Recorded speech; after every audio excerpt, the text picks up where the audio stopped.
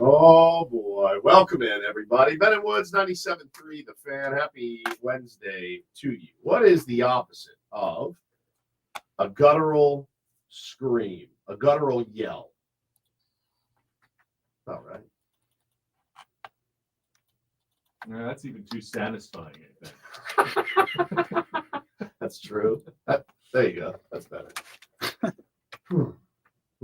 Anyway, no audio, people are saying. Audio is mic. Everyone's mic's on. Silent yell into a pillow. Okay. We got bean can audio, they said. All right, we'll work on it right now. Listen, welcome in. Good to have you here on a Wednesday. We are Ben and Woods. You are listening to 97.3 The Fan, home of the San Diego Padres. And man, the Doomers will be out today, and I don't blame them. We will get to everything that happened in last night's game as well. But first, we will introduce the cast and crew. We'll get lubed up here a little bit. I'm Woodsy. That is Paul Reindl. He's the executive producer. Good morning. Hey, how are you? Doing great, man. It looks like Paulie fixed the audio just like that. The guy's a wizard. He's an absolute wizard. Ben Higgins, your friendly neighborhood sports anchor, joins us as well. Good morning, Benjamin. Good morning, everybody. Happy Wednesday. Happy Wednesday to you. How did your visit into enemy territory go yesterday? By enemy territory, I mean the San Diego State football team, who absolutely hates your radio show and refused to give us any guess ever, and doesn't need our help. I think they've made it very obvious. I think they hate us so much they don't even realize they hate us. Maybe. Because it seemed like a very normal visit for me. Were you nervous a little bit, kind of walking around going, oh, God, oh, God, oh, God? Not really. They treated me fairly well. I got escorted around, which you love. Which was nice. Yeah, to have my own personal escort. Jamie from the SID's office escorted me. It was the closed portion of practice, but I wanted to go meet Caleb Davis, who's the new general manager of the football program. So got to go out on the practice field while Coach Sean Lewis was doing his thing with his players and working out. So now if any other Mountain West team wants all the secrets of San Diego State football, I am now privy and willing to be bought for all my knowledge that I gleaned yesterday. Do you know, I'll just throw this out like there. A spy. I think football practice is one of the most boring things you can possibly watch. 100%. I know that I've watched a couple. Thousands of people used to come out for Chargers training camp. It's crazy. It is so very boring because they don't tackle or do anything really that interesting. Occasionally quarterback throws a ball in the air, someone catches it or someone doesn't. Or somebody drops it. There's no consequences or anything. They're mostly working. It's kind of like, it's more like a dance recital. Yeah. Where everyone's like, okay, you're going to be in this spot and then you move to this spot. It's like a choreography class. You're working on your footwork here. Yeah. It's impossibly dull to watch a football practice. It is, man. They're the worst thing in sports to watch. So now, until they start doing the bit where they all get in the big circle and one guy gets in the middle and that's where it gets pretty interesting and they start running and hitting each other until they start Oklahoma hitting. drill, which has been pretty much banned completely because of health concerns. So they don't do anything really gnarly anymore like they used to in the two-a-days of the old school. So that's gone now. But I did get to meet the new GM. I knew he was young. I didn't realize he's 25. He's just a kid. Insane. Impressive young man, I will say, Caleb Davis, who's going to be in charge of essentially like contract negotiations, financial packages, agent communications for players. Sean Lewis will recruit someone, say, hey, we want this guy on the team. Figure out a way to make it happen with the NIL money that we've got. And, he came from Notre Dame, where he was the director of recruiting, worked really closely with their GM and with Coach Marcus Freeman. And yes, Woods, I did ask him a little bit about Marcus Freeman. You know how they say don't ever really meet your heroes? Yeah. I know you love him so much. I do so much. Don't break my heart. Caleb Davis told me to tell you, everything you've heard about Marcus Freeman, he's 10 times better. Yes! He is such an unbelievable guy. I love him so much, He had stars in his eyes the way you had stars in his eyes. I love him Talking so about much. Marcus Freeman. He said, let's see, his second season as coach, still a young head coach. Caleb used to, with one of his buddies from the GM's office, they would show up early at like 6 a.m. to work out before all the team got there just to get their day started. Marcus Freeman was always the first one there, coming to greet them, say hello. Guy works insane hours like good football coaches do. Yeah. They're from well before sunrise to well after sunset, putting in the work, but is just an incredible dude. I love that, man. I love it. Yeah, you know, you're always nervous. You know, you're nervous. You're like, he's getting a lot of pub. When's the other shoe going to drop? And it's so good to hear that he is a genuinely good dude. Because I love that guy. They've had some of the worst coaches, man. Just some of the worst turds that you had to flush. The Charlie Weisses of the world, the Brian Kellys of the world. And to get a coach like Coach Freeman, fantastic. So I like this kid's pedigree already, Benny. Love to. Now, the job that he's taken on, I have no idea. They're very optimistic. I asked him, in San Diego State, compete in the college football playoff? And he went, absolutely. Of course, that's what you're supposed to say. They are shooting for the moon, but man, that seems like a long rocket ship ride away before they get there. But we'll see. I wish him luck. It was nice to meet him. That's awesome. That's awesome. I'm really happy. Maybe I can take him out to lunch and pick his brain further about Coach Freeman. Maybe I get Coach Freeman's number and text him throughout the season. Wish him good luck and stuff. Listen, man, I know people want to talk about last night's game. We certainly will. We've got 4 hours to do it. It was not great. It was not great, to say the least. It was not my favorite game. It started out as one of my favorite games of the season. And I thought this is going to be a laugher tonight. Tonight's going to be a laugher. Turns out it was actually a laugher. But nobody in San Diego is laughing this morning very much. When you lose basically a third of your lineup, Jackson Merrill on the IL before the game, Fernando Tatis Jr. pulled from the game, Jake Cronenworth pulled from the game. And we will talk about the injuries. I'm not a doctor. I have no idea what this entails. I'd never seen what happened to Jake Cronenworth. I'd never seen that before. To my recollection, I thought he fouled the ball off his foot. And no, he didn't. Something happened. Something shut down. It looked like his kidney shut down in the middle of his AB. Or somebody shot him. I mean, I'd never seen anything like it before. It did look like he got shot in the He's back. like, ah! I'm like, is he okay? And he didn't even run. You know when they always had that nebulous thing called internal injuries? Yeah. Looks like he had internal injuries. It sure did, man. But I'm ready to get out of Sutter Health Park ASAP. Sutter lack of health. Sutter Injury Park is what we're calling it. But no, what a turd finish to that game. And yeah, we will absolutely talk about Dylan Cease, because I think what happened last night.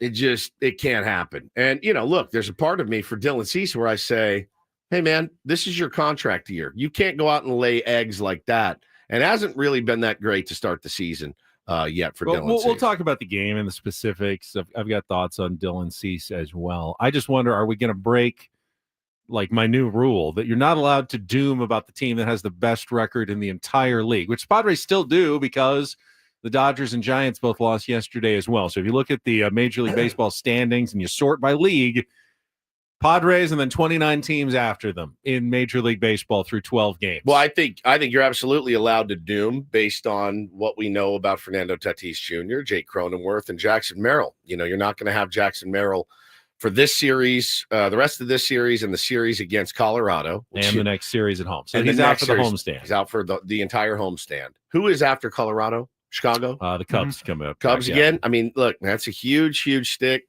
that you're going to be missing, a huge presence from the lineup. So, yeah, I think dooming is pretty fair. And, if this starts with Tatis, the nagging shoulder injury that we have seen from him, yeah, man, I mean, what do you do at this point? We had talked all off season about the importance of health, how cool it will be to see to watch Fernando Tatis Jr. play a full healthy season. He came into the season very healthy, and it was that friggin' one-handed swing, man, that I saw last night. We all saw it when it happened. Everyone across San Diego collectively went, because you saw it, the one-handed swing, the kind of drop the slump down, and you're like, we've been here before, and it's just such a for bummer. anyone who doesn't remember when he threw his shoulder out and was repeatedly dislocating it, essentially subluxing his shoulder. Yeah. Subluxation. Subluxation. That was the word that was always used. He was told, keep your hands on your bat all the way through the swing. Yep. Though the one-handed finish is kind of ripping at that shoulder. So they really tried hard to kind of coach it out of him and make him stay disciplined. But even that year, there were always a couple of times where he couldn't do it. He just would take a swing, and for whatever reason, just whether it was a wild swing or just the way he was following through, the hand would come off, the bat swings further, allows his shoulder to pull further out, and that is what can lead to the injuries. And obviously the concern would be that, well, he's done something serious. Mike Schilt said last night they don't believe medically that there's anything serious wrong with either Jake or Fernando Tatis Jr. So get that out of the way right off the bat. That's what they say. Of course, things change overnight.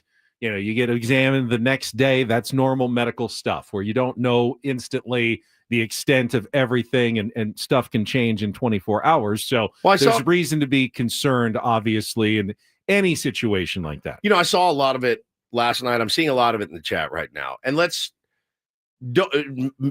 make no mistake, this is not me carrying water for them, because I do know this. I saw a lot of, oh, great, they're going to downplay all this. Yeah. Welcome to Major League Baseball. The manager of the Cardinals, Oli Marmol, if somebody gets hurt, you know what he does in his press conference? He downplays it. If, if Aaron Judge, stubs his toe, they're going to downplay it. That's what they do across the game. It's not, I know we're here in our silo and the Padres do it all the time, but every team does it. That's exactly what they do. And you could, very rarely do you have the manager that comes out and they say, well, so what's Jackson's hamstring like? And the manager says, it looks like pulled pork, to be honest with you. Well, what does his shoulder look like? Oh, it looks like ground up hamburger meat. He's going to be out a year. They always err on the side of caution. You'll hear that phrase. Is it really erring on the side of caution? Wouldn't the other way be erring on the side of caution? Yeah, it looks pretty bad, and then surprise everybody pleasantly a few days later when they find out it isn't.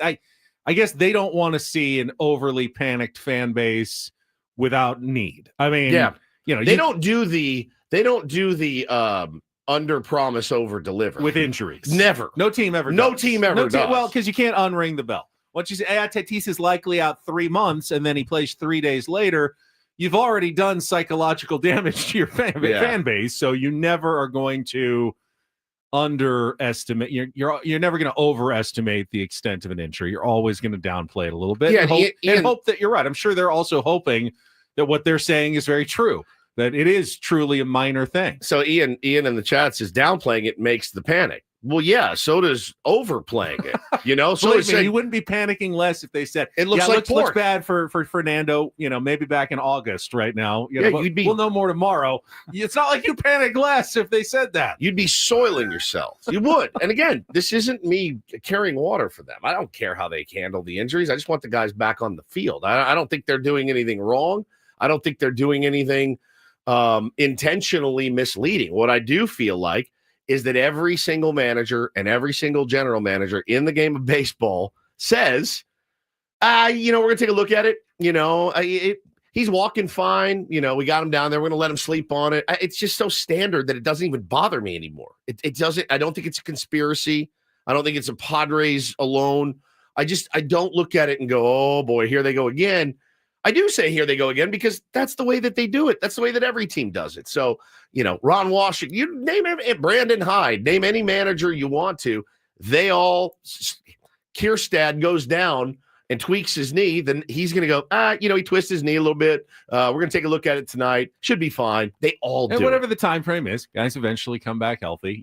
The time does fix everything. It's just a matter of how much time and, how difficult it is to overcome the loss of the players for however long they're out. Yeah, Ian says it's true. You can't win. No, there is absolutely no winning unless that manager comes in and says, came out in the fifth, we gave him an MRI. There's nothing in there. He'll be in there tomorrow. Now, Fernando Tatis Jr. himself said, I'm not going on the IL. He said it. He goes, I'm not going. It's not an IL stint or anything like that. Now, that doesn't mean he's going to be in the lineup today. And in fact, I probably wouldn't put him in the lineup today. I probably wouldn't put Jake Especially with the day off tomorrow. Tomorrow. Like, you got to just wear it today. You just wear it today and roll the dice. And, the old adult league adage of like, hey, man, we got 8 guys, pull the guy in jeans out of the stands and have him come in. These are big league baseball players. They need to figure out a way to win a baseball game today and salvage or take this series, not salvage this series, but take this series. They win today. They win today. It's a 500 road trip. Yep. You're more than happy with that. Yeah, you come they home lose with 500 road trips after great home stands. That's fine. And they lose today, and then you've lost 2 consecutive series in a row to the Cubs and the A's with the Rockies coming in. Yeah, a punt game incoming. I don't even know that you can consider it a punt because you don't have the bodies, right? It's a punt game would be like, hey, man, everyone's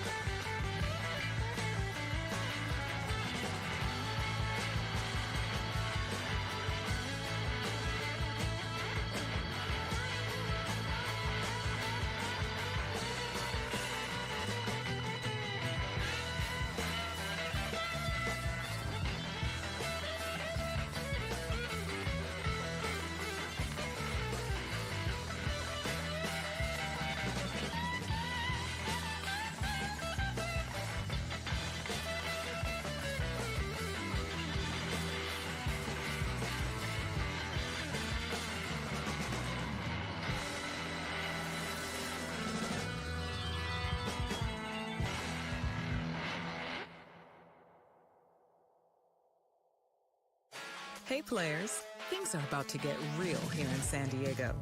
Introducing the all-new Jamul Casino Resort.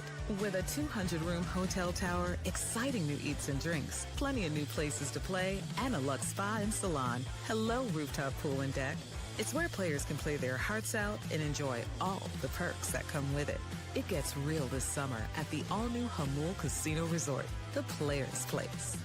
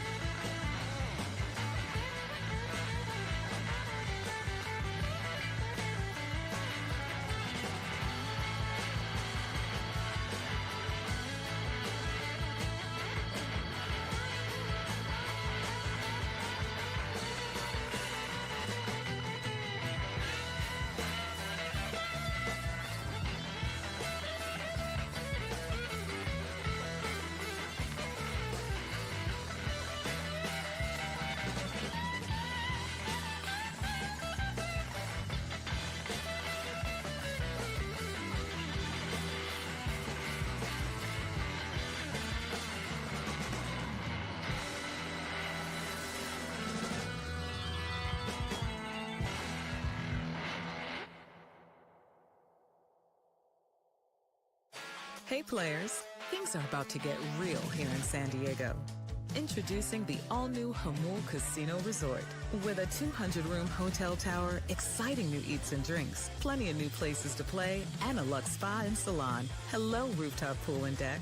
It's where players can play their hearts out and enjoy all the perks that come with it.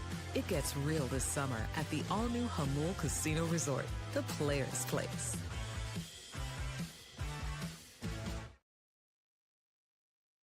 I could empathize with Bob Scanlon last night after the game. Did you stay up for the post-game show on television, Woods? Buddy, I turned it off in the 7th.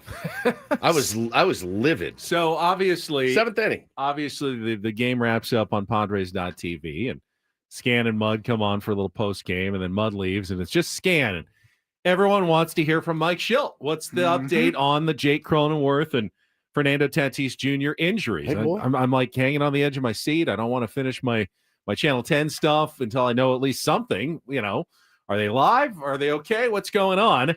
And Scan keeps teasing. Like a Buddy Beer Jerry. Scan keeps teasing. All right, after the break, we'll hear from Mike Schilt. And then he comes back from the break and talks for a little bit, and they go, is Schilt ready? No, I guess not. Okay, after the break, we'll hear from the manager, Mike Schilt. And he comes back from the break again, and then he starts going, oh, this date in baseball history, April 8th, 1974, blah, blah, blah, blah. You're and he's joking. He's vamping. And he he's talking for like 4 or 5 minutes. He goes, I guess we're not going to get the manager. Sorry. Good night, everybody. The show comes to an end. Unfortunately, I had been waiting. I was falling asleep. I was tired, but I was like, well, I've already waited this long. Might as well stick through, 2 quick segments in the post-game show. Hear this audio from Schilty. You always want to see with Schilt. This is why I love Schilty as our manager. This is why I know exactly what you're going to say. Yes, you always want to see just how bitchy he's going to be. I wanted to see him. You just have to see it. Stare daggers into Kevin Acey's eyes. And I go up to get water. I got up to get water, and I come back, and they're replaying the game. It's hey, welcome into Sutter Health Park for Game 2. I'm like, what? Sammy's post-game show is a little bit longer, and he was able to get the audio, which we now have this morning. And we will play it for you when we get to our Padres Wrap-Up in our next segment. Oh, God.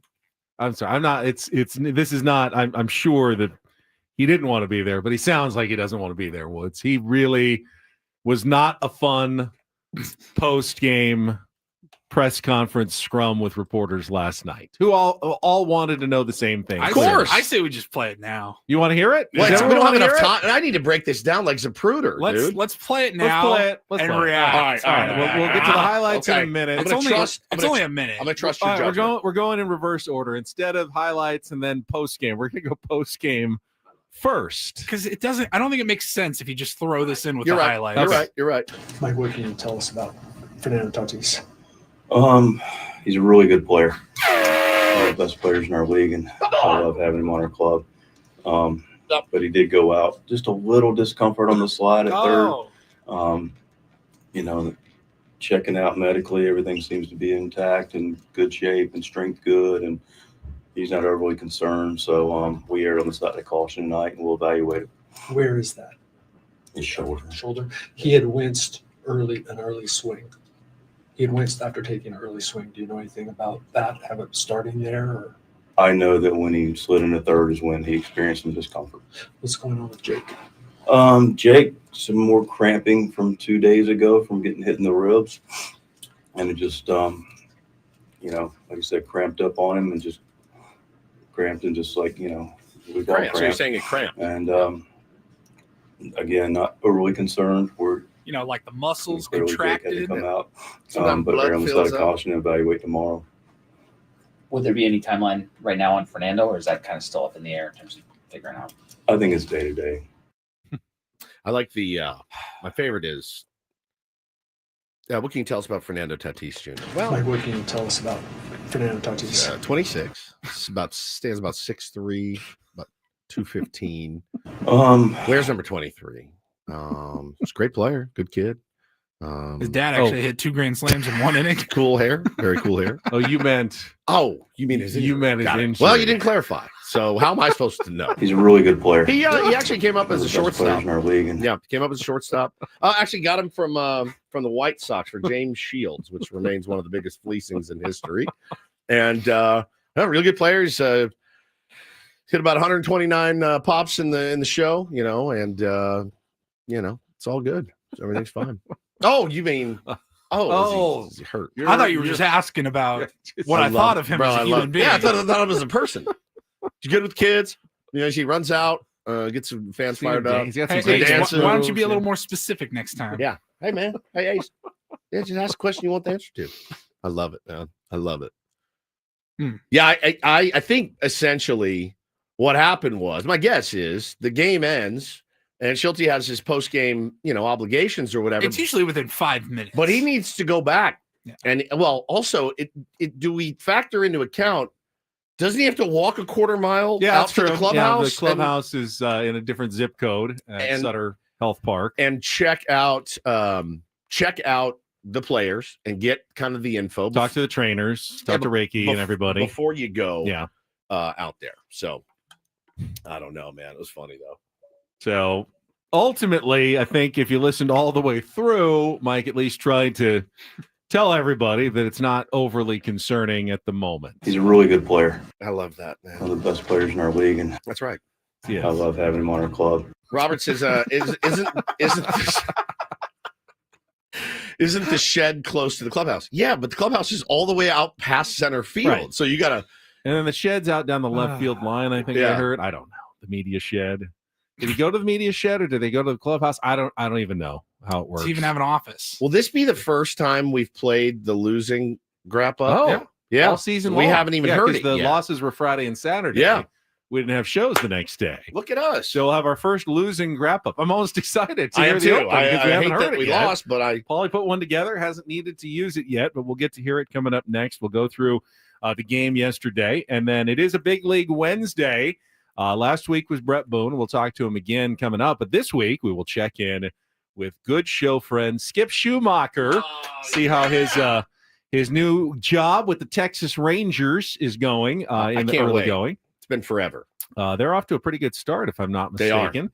They had a in little the AL injury, West. big injury last night for them too. Wyatt Langford had to come out of the game, so he's a stud for them. They got some good young players, man. Good young players. I wonder what his 5-year plan is. You think he's trying to lie in wait for that job, or do you think he doesn't care? Boch is, they said this could be his last year. Who knows? He's been saying that for I 10 know. years. Well, about he came Boch. back 2 years ago. I know. Now it's like the ticking clock again. Yeah. And Will Venable left. He was- left. I thought he was the the guy. next, manager in waiting. Could it be Skip's job? We won't ask him about that though, because that would be uncouth. Oh, Woods. I'm gonna ask him. Oh, are you gonna Yeah, ask him? I'll ask him. Then he'll probably answer it, and then we'll have headlines on What's he say? ESPN.com Speak later for today. yourself. Yeah, going, speak for yourself. I'm gonna ask Skip him. Schumaker tells San Diego radio show that he's lying in wait for Bruce Bochy's job. I mean, he's not gonna Tanya Harding him or I anything, hope but not. he probably would take that. Could be a gig. good situation though. Could be. So we'll talk to Skip at 8:35. Have our regular segments on a Wednesday. Don't do this. Take on Woods and the Reindl Report get you to 10 o'clock. But let's get to that losing Wrap-Up. I'm almost excited for it. Coming up next with Ben and Woods on Call this one the crap up. The crap up. If you lose, the Wrap-Up and the crap up. Yep. On San Diego's #1 sports station, 97.3 The Fan. Gambling problem? Call 1-800-GAMBLER. GEGE 000466. For a full list of games and rules, play at 7 Mile Casino. Visit 7milecasino.com. You can always do some winning at 7 Mile Casino. If you are a high-limit card player, they want you to know at 7 Mile Casino, you are welcome. They're spreading big limit action at their Texas Hold'em tables or California-style blackjack. Come on in and experience the best card room that San Diego has to offer. Also happens to be the closest and most convenient. That's exactly right. There's so much to love about 7 Mile Casino. Right when you walk in the door, you'll walk right into a California-style blackjack table. Right off to your right is the Texas Hold'em area, and then kind of around you'll see the Pai Gow and the Baccarat. You walk up to the bar. Beautiful, beautiful, long, really put together bar. Some cool booths off to the side. It's wood. Yeah, it's wood. It's bar, cool. I believe, yeah. It's beautiful. And then out to the patio where you have a view of the bay. It's just a fantastic place to go and relax and play some cards. So check it out for yourself. You'll love it. The proximity is really one of the biggest selling points. It's just 7 minutes from downtown. And open 24/7, even Yeah. on a Wednesday morning at 6:34. If you're getting off work, overnight shift, great place to go. Have a bite to eat. It's 7 Mile Casino. just 7 minutes from downtown.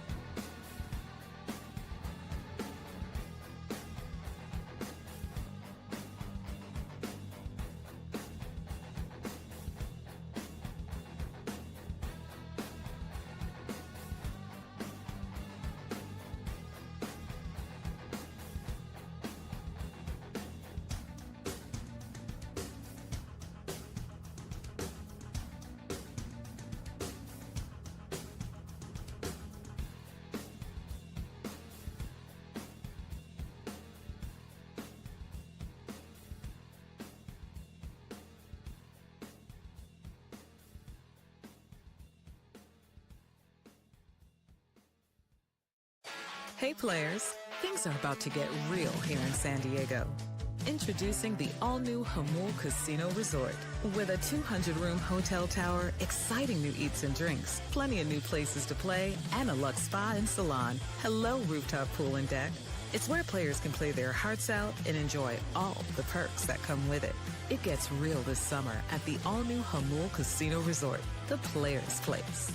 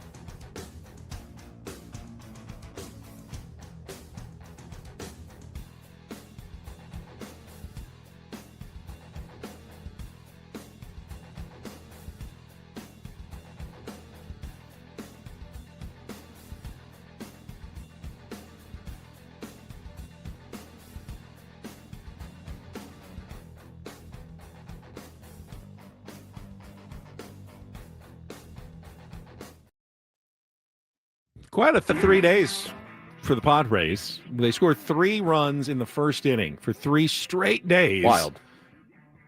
But twice they actually lose the lead before the first inning is over. And once they come back and win. Yesterday they did not. You need a break there. There you go.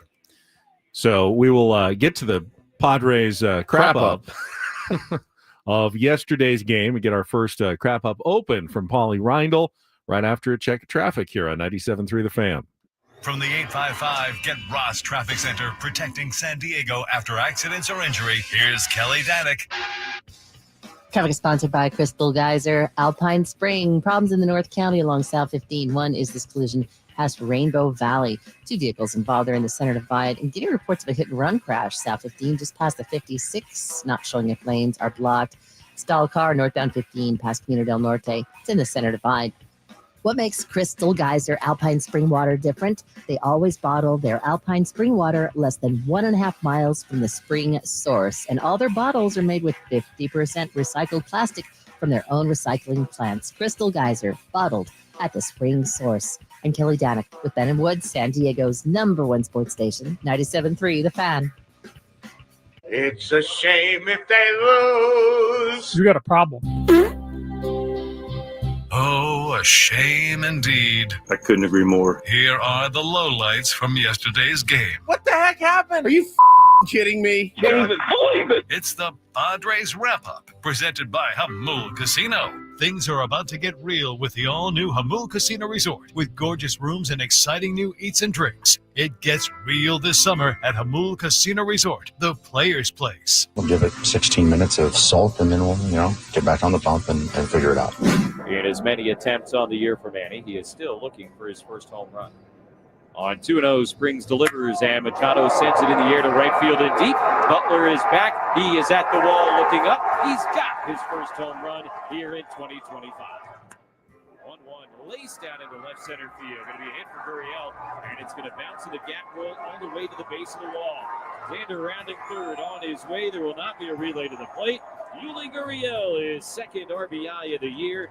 A double here to bring home Bogarts, and the Padre lead is 2-0. Here's the pitch. Iglesias reaches for it, bounces it out to third base. Collected by Urshela. High throw to first, and Soderstrom came off the bag. He appears to be hurt as Gurriel comes in to score, and Cronenworth goes to third. The Padre lead is now 3-0 at the belt. Long pause now. The pitch that's lined into right center field. That's going to get down and a base hit. It will kick and roll all the way past Lockridge. Butler has scored. Soderstrom with a bad ankle on his way. It's a 2-run double for J.J. Blade. And now a 3-2 game here in the bottom of the first inning. 0-2 the pitch. And Duhar swings, lines it into center field. Lockridge charging. It's going to bounce in front of him. With 2 outs, Blade will score easily from second base. RBI single, Medella and Duhar. And we start over here in the bottom of the first inning. It's now 3-3. To Urshela, swung on, line to left field. Iglesias over towards the line, not going to get there. And it gets past and goes all the way to the wall. And Duhar has scored. Wilson on his way. Bogart's relay is not in time. A 2-run double for Urshela, and the A's, a 5-run first inning, have gone in front 5-3. One pitch hit on the ground to the left side, beyond the dive of Bogarts into left field, and now it gets by Gonzalez. Blade had stopped at third. He starts back up, comes in to score, and Duhar right behind him. And a costly error by Oscar Gonzalez just into the game in left field. Just into Sacramento off a flight from El Paso, and the A's lead is now 8-4. First pitch swinging, J.J. Blade to deep right field and gone. Yuki Matsui had entered the game, and before we even got to mention it, Blade takes him out. First home run of the year for the A's center fielder, and now 10-4 here in the 7th. 2-2 to Gurriel is taken on the outside corner. Strike 3 called, and Ferguson strikes out the side following the leadoff base hit by Arise to end the game. A's bounce back and even the series. Final score tonight 10-4, and we'll have ourselves a rubber game tomorrow afternoon here in Sacramento. Mike, what can you tell us about Fernando Tatis? He's a really good player. He's one of the best players in our league, and I love having him on our club. but he did go out. Just a little discomfort on the slide at third. You know, checking out medically, everything seems to be intact and good shape and strength good, and he's not overly concerned. So we erred on the side of caution tonight, and we'll evaluate it. Actually, quite a bit to go through on this one, Woods. And I want to start in the beginning because I don't know what odds you would have had to give me at the end of the top of the first inning. After the Padres were up 3-0, Soderstrom, who had been hottest player, looked like he was hurt, barely could get up after the collision at first base, going, I'm so confident in this game now. The Padres, they're going to run away with this one, win it massively easy. And then 5 minutes later, of course, it's 6-3 A's, as Dylan Cease just has the worst first inning of his career on his way to his worst start of his career. I mean, did not anticipate that. We talked yesterday on the show. They need a deep outing from Dylan Cease. Had to have it. And they got the absolute opposite. What was wrong with Dylan Cease? I thought the Athletics had a good game plan. I mean, they attacked him early. He gave up most of those runs in about 20 pitches because they were swinging early at balls in the zone, and they were just laying off all of his sliders, which he could not land. The sliders were not hitting. They saw spin. They spit on it. They saw no spin fastball. They were just attacking and sitting, in my mind, fastball on most of those pitches in the first inning, and it just worked brilliantly against Dylan Cease. Now, if he could have started getting the slider in for strikes, he would have been fine, but he couldn't. He couldn't find it yesterday, and the A's read it perfectly. It was it's tough, man. Your team spots you 3 runs in the top of the first, and you have to just go out there and collect as many outs as you can. Also knowing that the bullpen is a little bit worse for wear.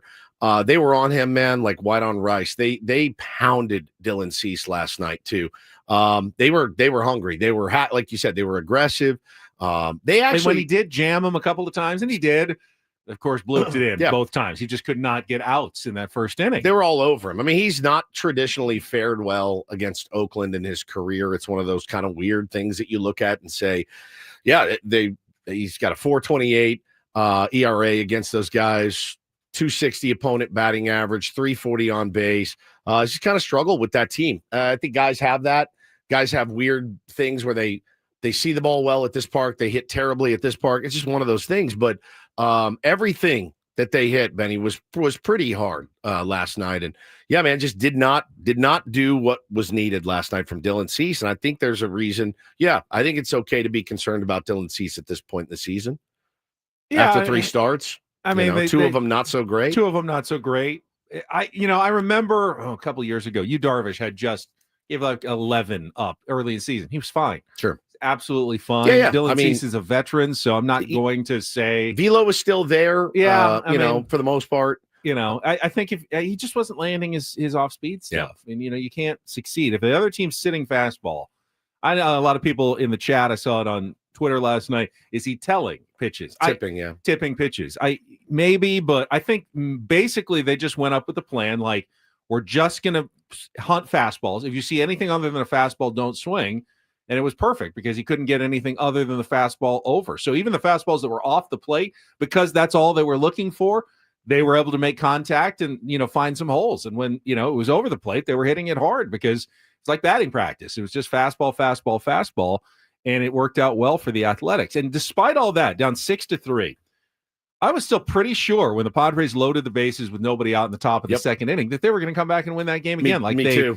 They tended to do, and that ended up being the pivotal inning. They got one across. Because Manny struck out, and then what turned out, I think, based on what we just heard from Mike Schilt, to be a fairly key play in the game. Xander Bogaerts, it's a medium-deep fly ball to right. You've got a slow runner in Martin Maldonado at third base, and I'm worried he's going to get thrown out at the plate. Tatis, meanwhile, is doing what he should. He's tagging up from second to third, knowing they're going home. It's certainly going home. Why would you try to get Fernando Tatis Jr. out at third, which is further away from right field than home, when you have a much slower runner coming home and you could save a run by possibly throwing it out? So it made perfect sense, that Tatis wasn't the target, but then they cut it and tried to throw to third, which led to the slide at third base, which possibly could have been even before the swing, something that aggravated the shoulder, which is what Mike Schilt had mentioned, a slide at third base. And that was the one that was kind of the unusual play. He was safe, but it was so weird that they even threw it to third base. He may not have been anticipating the need to slide. I wouldn't have in that situation. Of course, you're going home to try to get Martin Maldonado. Why would you throw from right field to third base in that situation? So I don't know if that contributed to it at all, but they ended up only getting the one run. And, at that point, the game, I think, turned as the Padres never scored again after that moment. I got to give Jeffrey Springs a lot of credit, man. After a really rough first inning, coming out, and then what happened? Was it the second inning they loaded the bases, or was it the third? It was the Padres? Yeah. Second inning. Because they loaded the bases, only got one. Yeah. And then that inning, was right? it. Yeah. So Springs has a rough first, comes out, very upset. Comes out, loads the bases, and then first 12 or 11 guys up. I mean, he had nothing. He had nothing. That at bat to Manny starts throwing that changeup away, and it's just so tantalizing because it looks like a heater that's going to be coming right down the middle, and it just breaks right off the plate. Manny swung and missed it, 3 of them, and then had guys reaching for that thing the rest of the night. He found that changeup, and it was over. At that point, nobody could figure that pitch out. So credit goes to him. It's just the hardest pitch to hit if somebody is locating it. I mean, it's just impossible.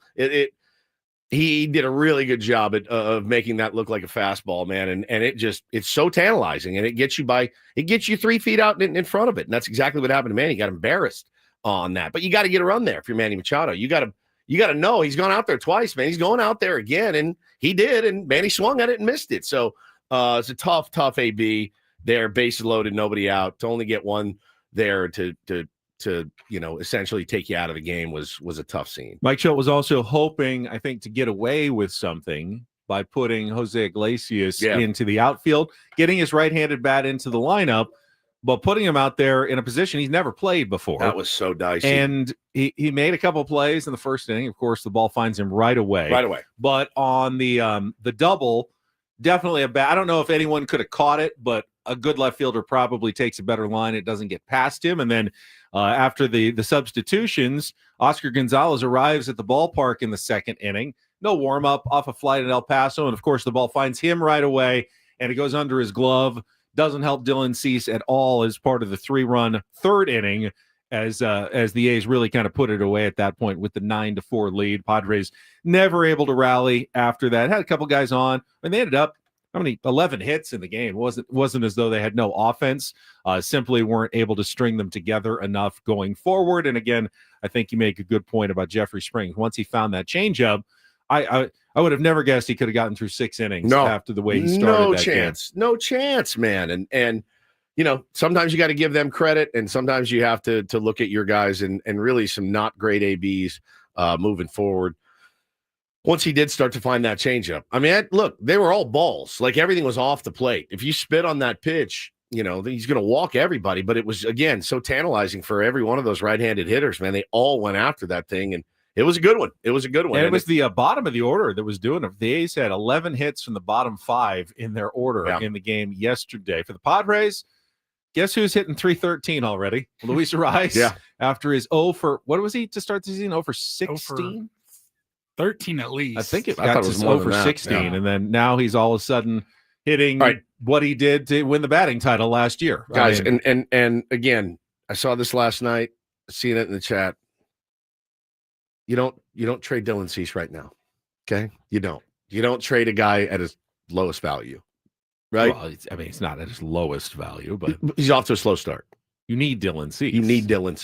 You don't trade him because you need him. You don't and you don't trade him after. If you didn't trade him in the offseason, you don't trade him after 3 starts. You already are a little light in starting pitching depth. By a little, he's the last guy you can trade right now. Correct. I do think that's you don't trade him until we're 10 games out. Correct. Or something in July. Yeah. And really, like, I would imagine today the beard is gone.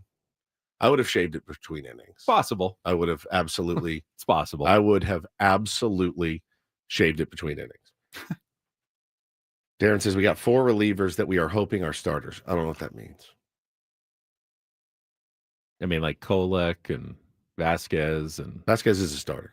Now he is. Yeah. Yeah. So he's a starter. I don't know what this means. Not even sure. Logan Gillespie. I mean, Yeah, the depth is definitely not there for the Padres starting pitch. I got to go. If I'm Dylan Cease, I got to get back to the "there will be blood" look. That's when he was at his hardest. The mustache. Yes, the beard's got to go. Looks like Ron Burgundy when he went off the deep end. I actually agree with you, Yeah. and I know it has nothing to do with anything, but I think Just you're watch. probably right. I bet it does. All right, we will come back. It was a horrible day. We'll have some more news from around Major League Baseball in our second hour. Coming up with Bennett Woods on 97.3 The Fan.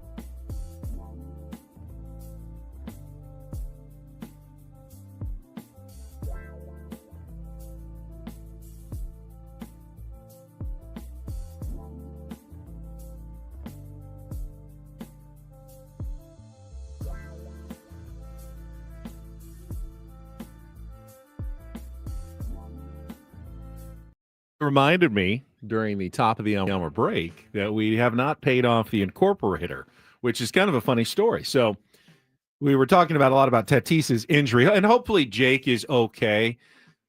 Clearly, it's remnants of getting hit in the kidney or the rib cage kidney area by a pitch. 94. Which is clearly painful. I mean, he had a apparently huge, giant welt there, and contusion.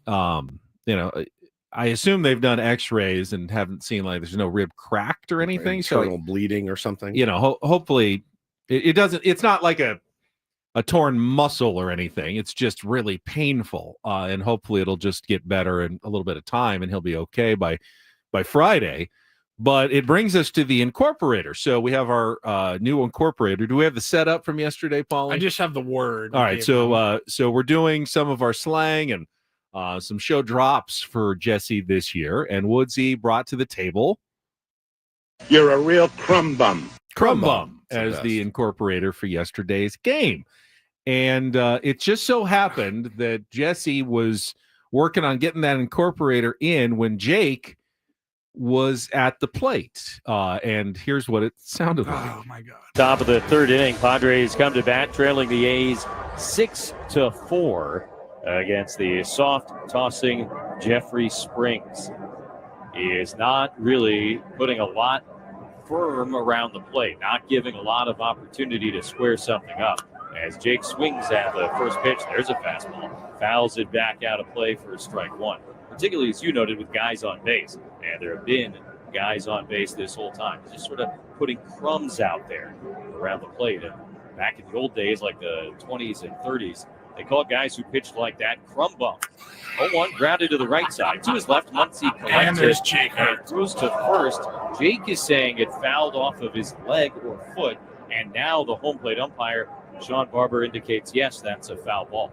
They let the whole play go on, and now assistant athletic trainer Ben Fraser is out to check on Jake, who is very, very annoyed with the situation, and maybe he didn't foul it off himself. He's walking back to the dugout.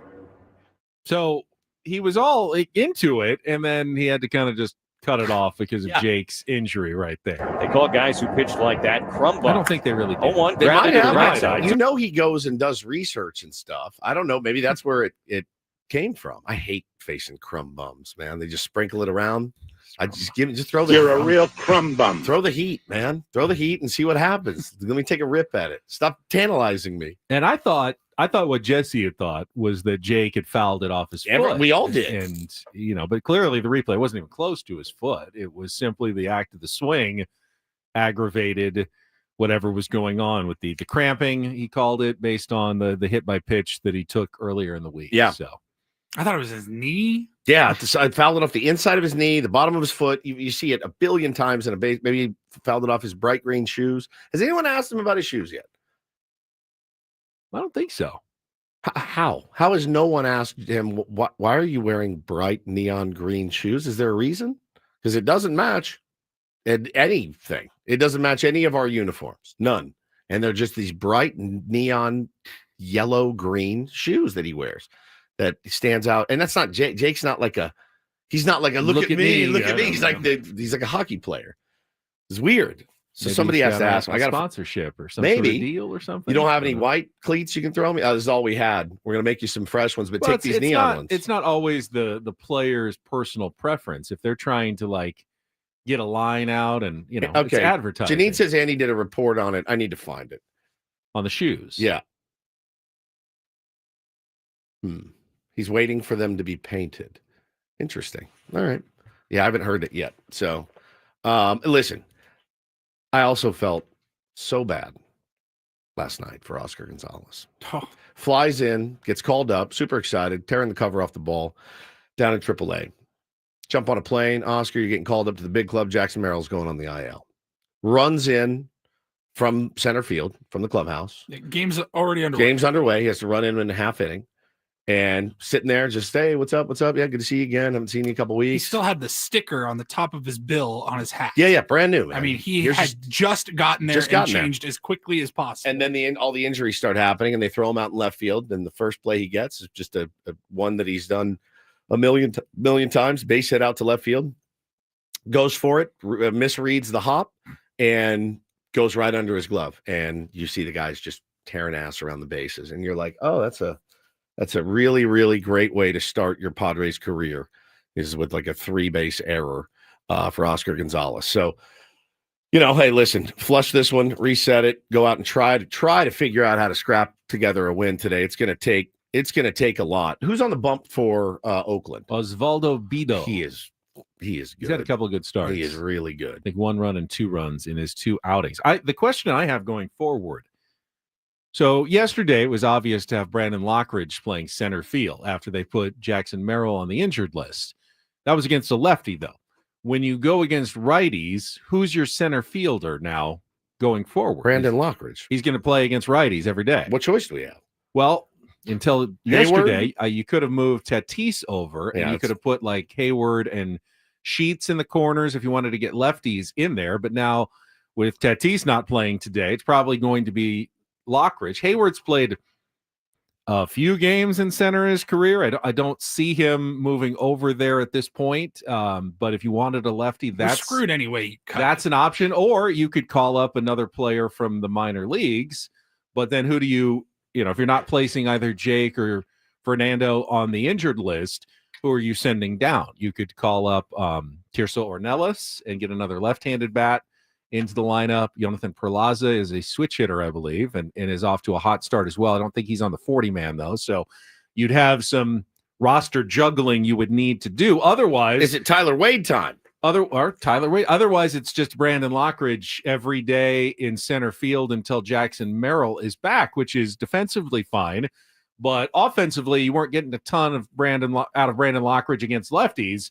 And presumably you'll face a bunch of righties as well coming up, and you'll get even less out of Brandon Lockridge offensively. Like I said, I mean, I just don't think there's a lot of options in center field. You're going to have to roll with Lockridge and then kind of mix and match on the corners. I don't expect Tatis to be in the lineup today. I really don't expect Croney to be in the lineup today. If Tatis comes back Friday and he's okay, would you put him in center for a few days? No.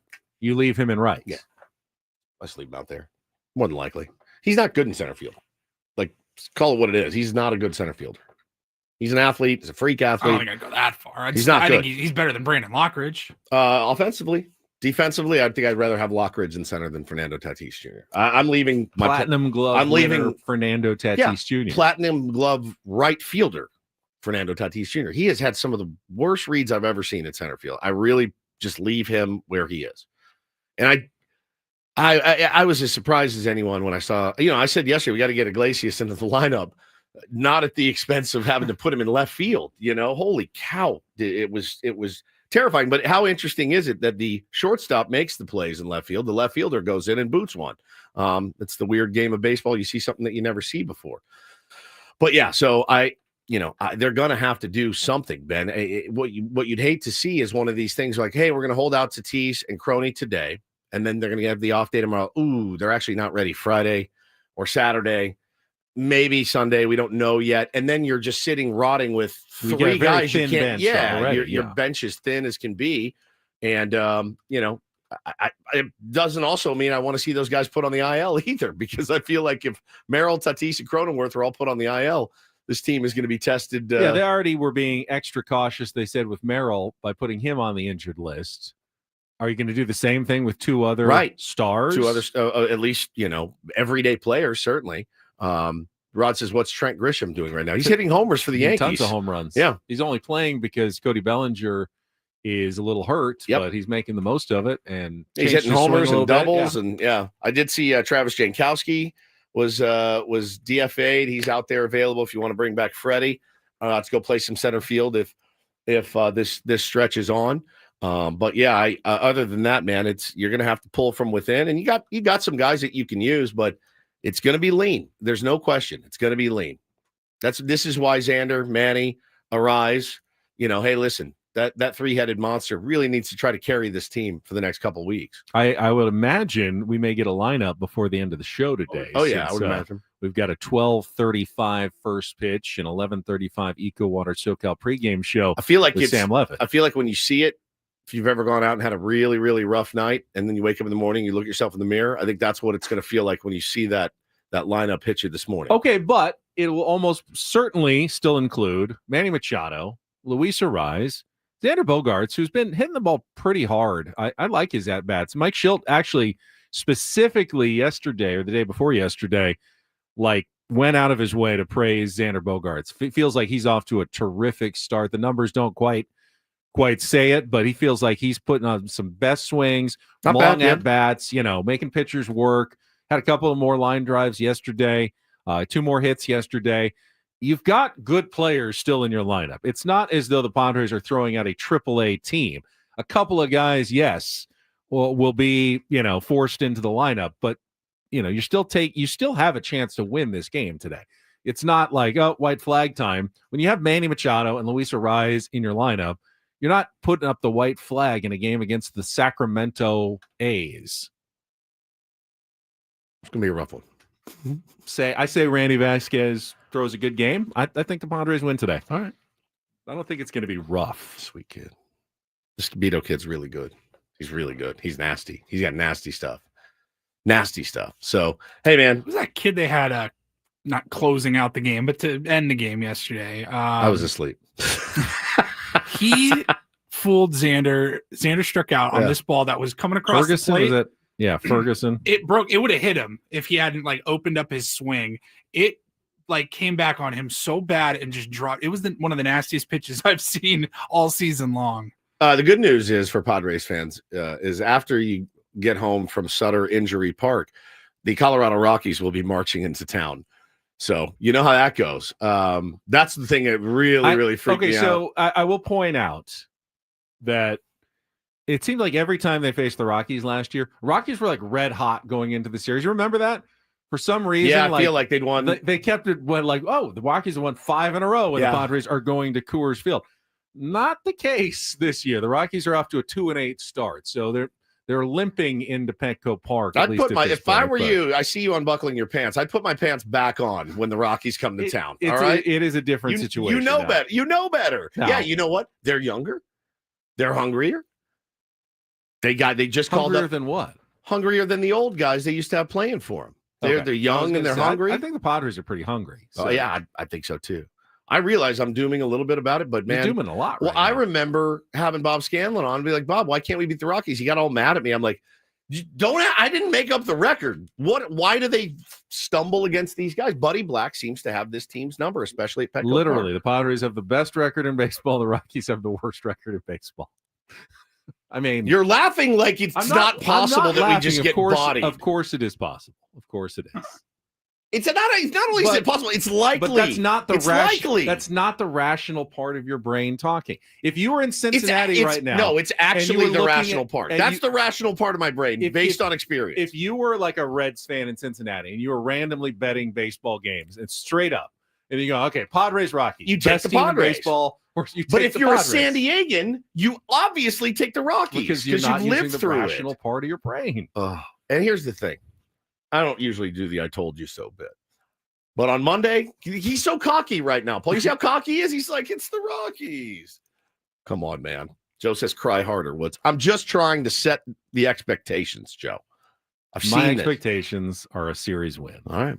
You don't have to sweep. I'd love to be series wrong. Win. You know I love to be wrong. But first, they got today's game. We got to get through this one. We got to get through Don't Do This coming up next. I tip my hat to this broadcaster who kind of lost his mind last night, because I would have lost my mind sitting through this game too. And then the Pirates did something pretty cool last night that we're going to bring up in Do This. It's all coming up after a check of traffic. Don't go anywhere. It's Ben Woods on 97.3 The Fan. Well, first I want to tell you guys, if you're listening right now and you're in chronic pain, you woke up this morning and your hands hurt or your knees hurt, your back, your shoulder, call QC Kinetics today. Don't wait anymore. Get in there, start getting the treatments, and get back to doing the things that you love to do. I am a living, walking example of what they can do. These guys can attest to it. I was in severe pain, and I was really worried about my future life. What was I going to be able to do? And really, more importantly, what was I not going to be able to do? I was going to have to find new hobbies that required me to sit and not do anything with my hands. But I went to QC Kinetics, got treatment on my wrists, and I'm back doing all the things I love, like going to the gym, playing baseball, playing golf. I'm picking up my kids, man. All this stuff is so important to me. Live a healthier life, free of harmful meds. That's the whole mission of QC Kinetics. Get you back on your feet, doing the things that you love. They'll give you a free consultation when you call. They got appointments in Torrey Hills and Hillcrest. Call now. Find out how easy it is to get back to enjoying life without chronic joint pain. Now is the best time to get started by calling QC Kinetics, 619-614-PAIN. That's 619-614-PAIN. It's QC Kinetics at 619-614-PAIN.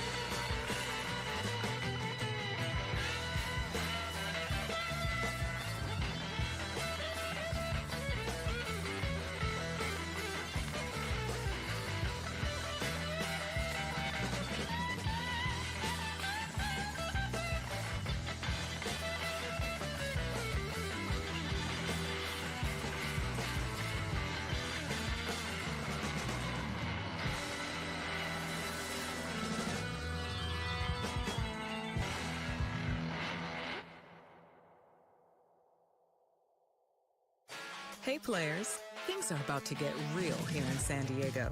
Introducing the all-new Hamul Casino Resort. With a 200-room hotel tower, exciting new eats and drinks, plenty of new places to play, and a luxe spa and salon. Hello, rooftop pool and deck. It's where players can play their hearts out and enjoy all the perks that come with it.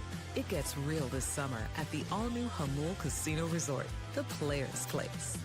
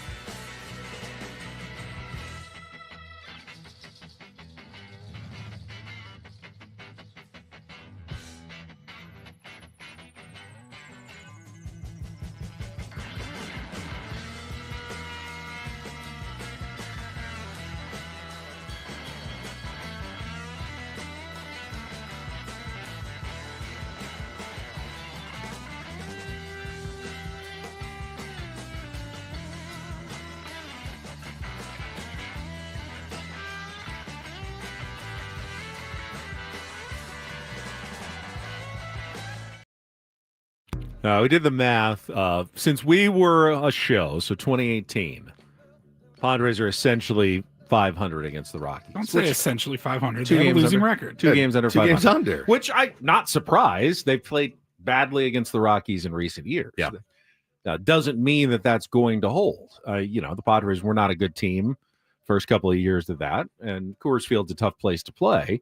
They should be a better team against the Rockies, but there's nothing magic about the Rockies that should prevent the Padres from playing well against them. But if we're super banged up, missing Croney and Toddy and Merrill, I mean, then any team's, obviously a danger. We don't know that that's going to be the case at this point. No. Mike Schultz, hopeful that both guys will be back by Friday after a couple of days off. Sure hope so, buddy. Don't act like I want the Rockies to win to be right. I would rather come in here and I'll let you guys smash egg on my face if we sweep the Rockies. I would literally let you smash an egg on my face. I have no problem admitting I'm not you. I'll admit I'm wrong. I'm never going to bet on a sweep. That's not how baseball works. No. I'd like a sweep, but you try to win series, and hopefully the Padres can win one today and then win another one against the Rockies.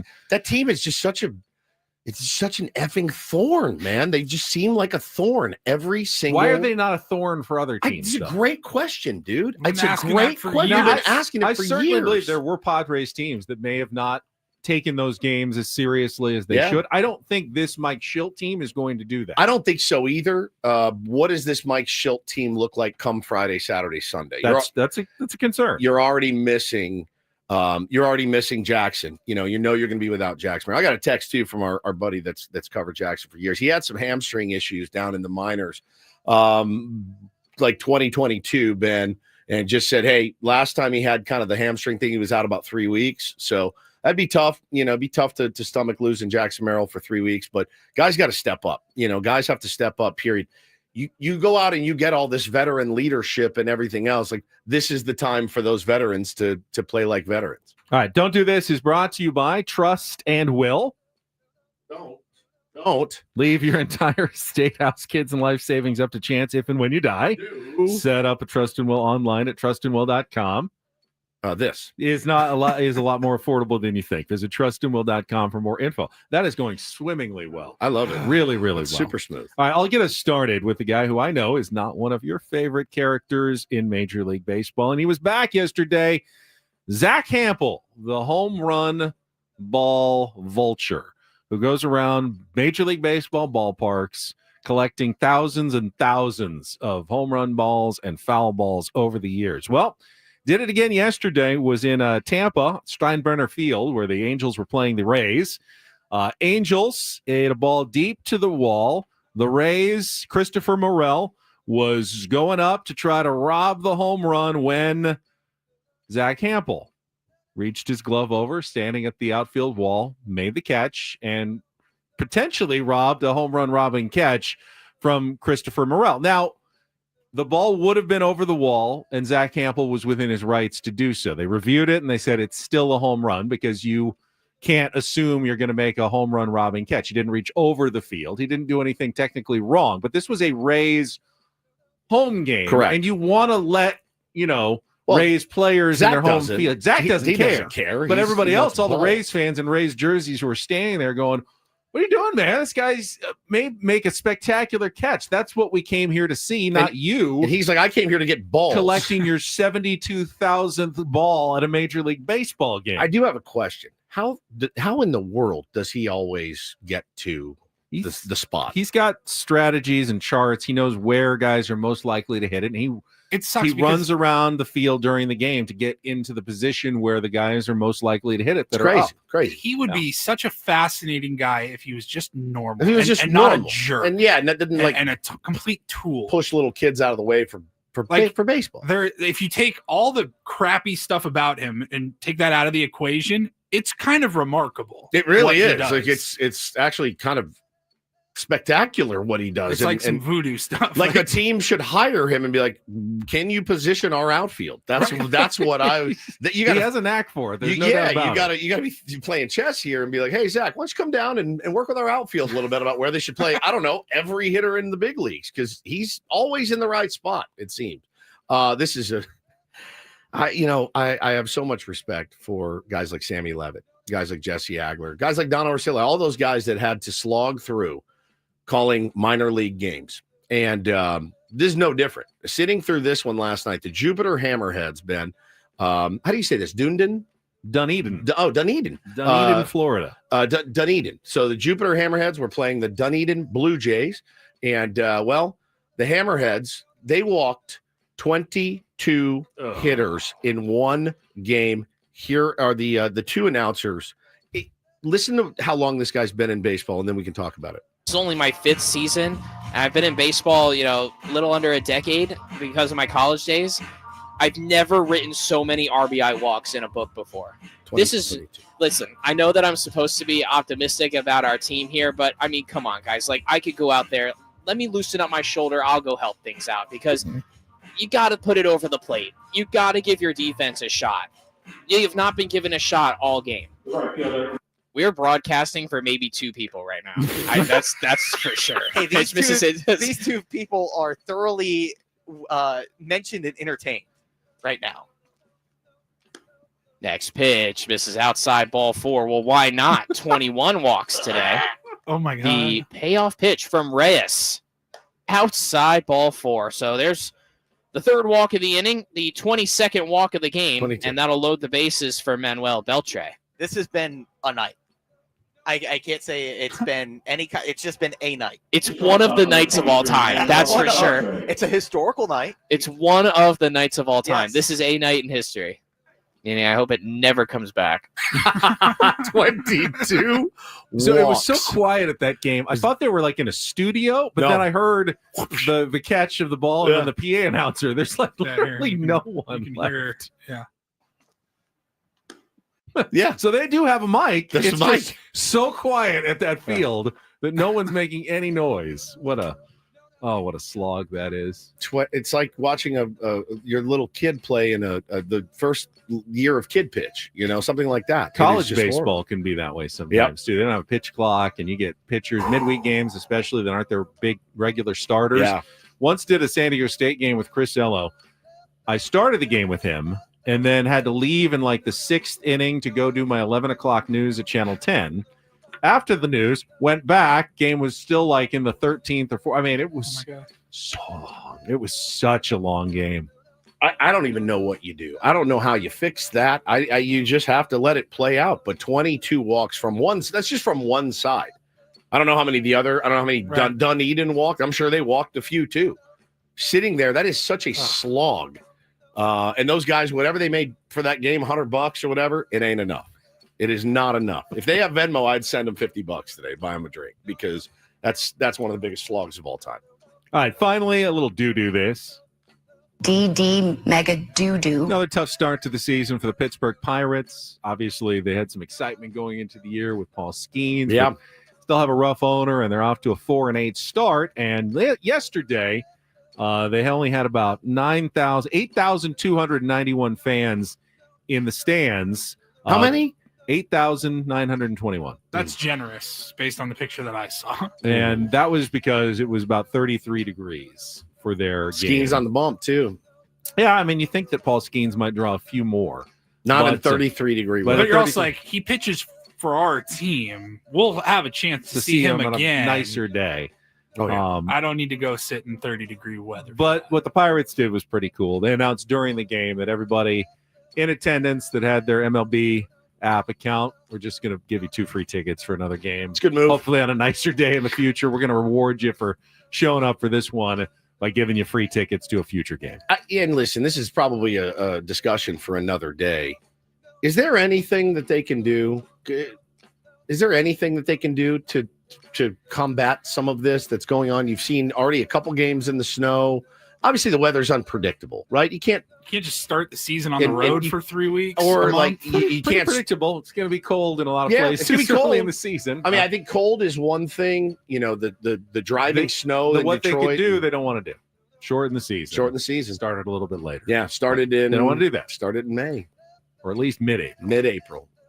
I mean, we're damn near at mid-April almost. We're 5 days away. Like a March 1 report date. And you can say, oh, we'll just start it in all the warm weather cities in the domes for the first 2 weeks. But then teams like the Padres will have to play a 2.5-week road trip in August. That's right. Going through like the Midwest. Yeah, Cincinnati, which Chicago. would ruin this. I mean, it would ruin their season. I They know. have to go through 112-degree temperatures for 2.5 weeks. They'll be dead if they had to do that on the road God, every single day. So remember that's that- not fair either. Remember that freaking series in Cincinnati last year where it was just like 112 on the field? And they just looked like you could see the heat radiating up from the ground, and they just were dead. They were dead. Yeah, it's tough. It's tough, dude. I don't know what you do, but this ain't it right now. It's not it. It's gold. And that is don't and do this for a Wednesday. That was Don't Do This with Ben and Woods on 97.3 The Fan. Big League Wednesday. Skip Schumaker is going to join us coming up in 1 hour. Stay tuned for our good friend now with the Texas Rangers. But when we come back, the rest of the news from Major League Baseball games yesterday and the awful scene in the Dominican Republic. So Such a sad story. We'll get to all of that coming up with Ben and Woods on San Diego's #1 sports station, 97.3 The Fan. First, want to tell you about Prize Picks. Daily fantasy and baseball season is great. Full slate of games means you can put together your own lineups, like over 10 million Prize Picks users out there who have won billions of dollars. It's very simple. It's very easy. You just set your lineups based on stat projections. So look at the numbers. You pick more or less. Set them together, as few as 2, as many as 6, and you can win up to 1,000 times your cash every day on Prize Picks. Go with the power play for the big wins, or go with the flex play. Let's say you put together a 4-player lineup. You can say, but I only need to win 3 of them to win back money and put positive dollars into my account. So go to the Prize Picks website, prizepicks.com. Download the app. When you use the code KWFN, you're going to get $50 instantly when you play your first $5 lineup. That's $50 instantly when you play your first $5 lineup at Prize Picks. Really fun, really simple, just adding to your enjoyment of the games that you are already watching. With Prize Picks, run your game. Must be present in certain states. Visit prizepicks.com for details.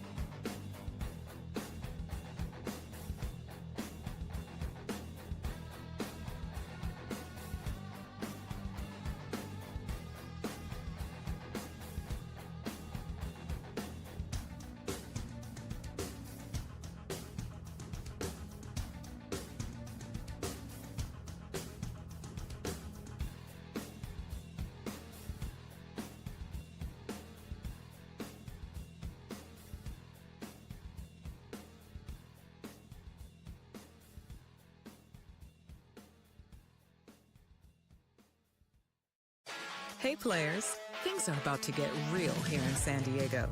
Introducing the all-new Hamul Casino Resort. With a 200-room hotel tower, exciting new eats and drinks, plenty of new places to play, and a luxe spa and salon. Hello, rooftop pool and deck. It's where players can play their hearts out and enjoy all the perks that come with it. It gets real this summer at the all-new Hamul Casino Resort, the players' place.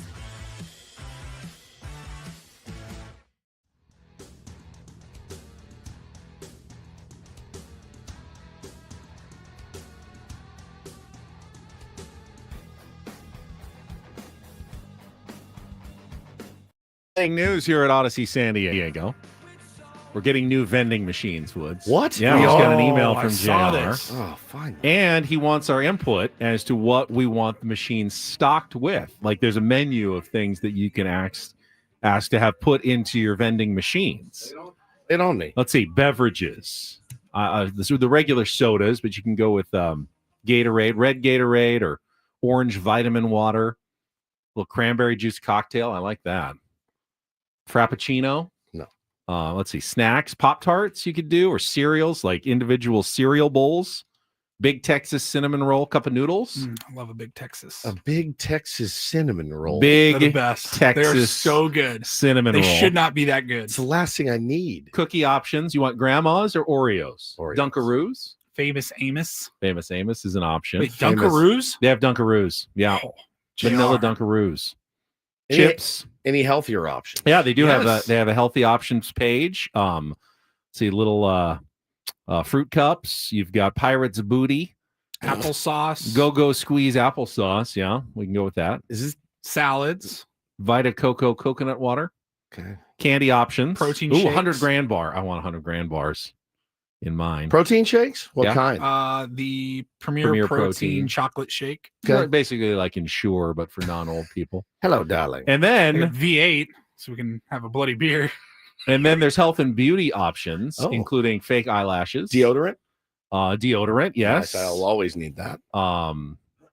tampons, Okay. eyeshadow.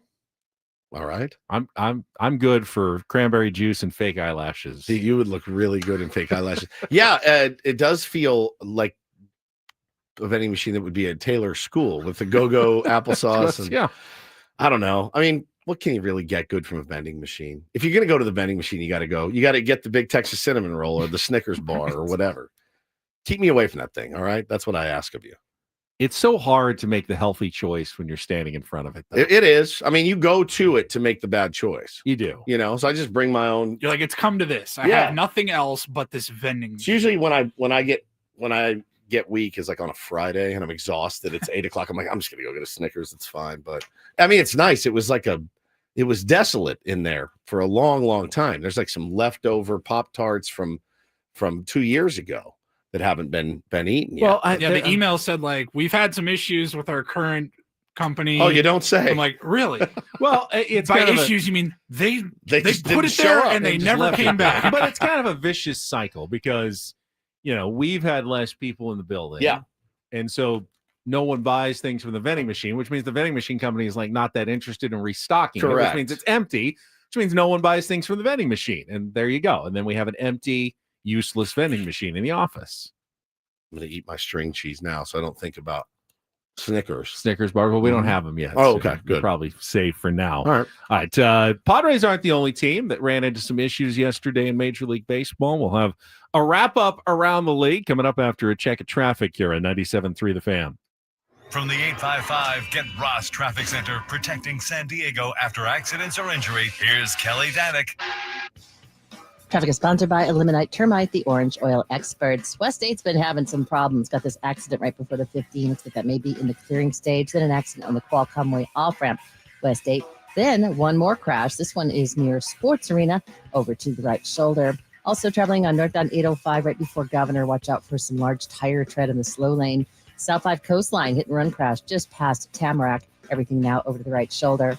Have termites? Eliminate Termite inspects, treats, and repairs termite damage, all with a full structural warranty. Their orange oil treatment is safe for people, pets, and the planet. No tent, no move out. Protect your home naturally. Schedule a free inspection at eliminatetermite.com. I'm Kelly Danick with Ben and Wood, San Diego's #1 sports station, 97.3 The Fan.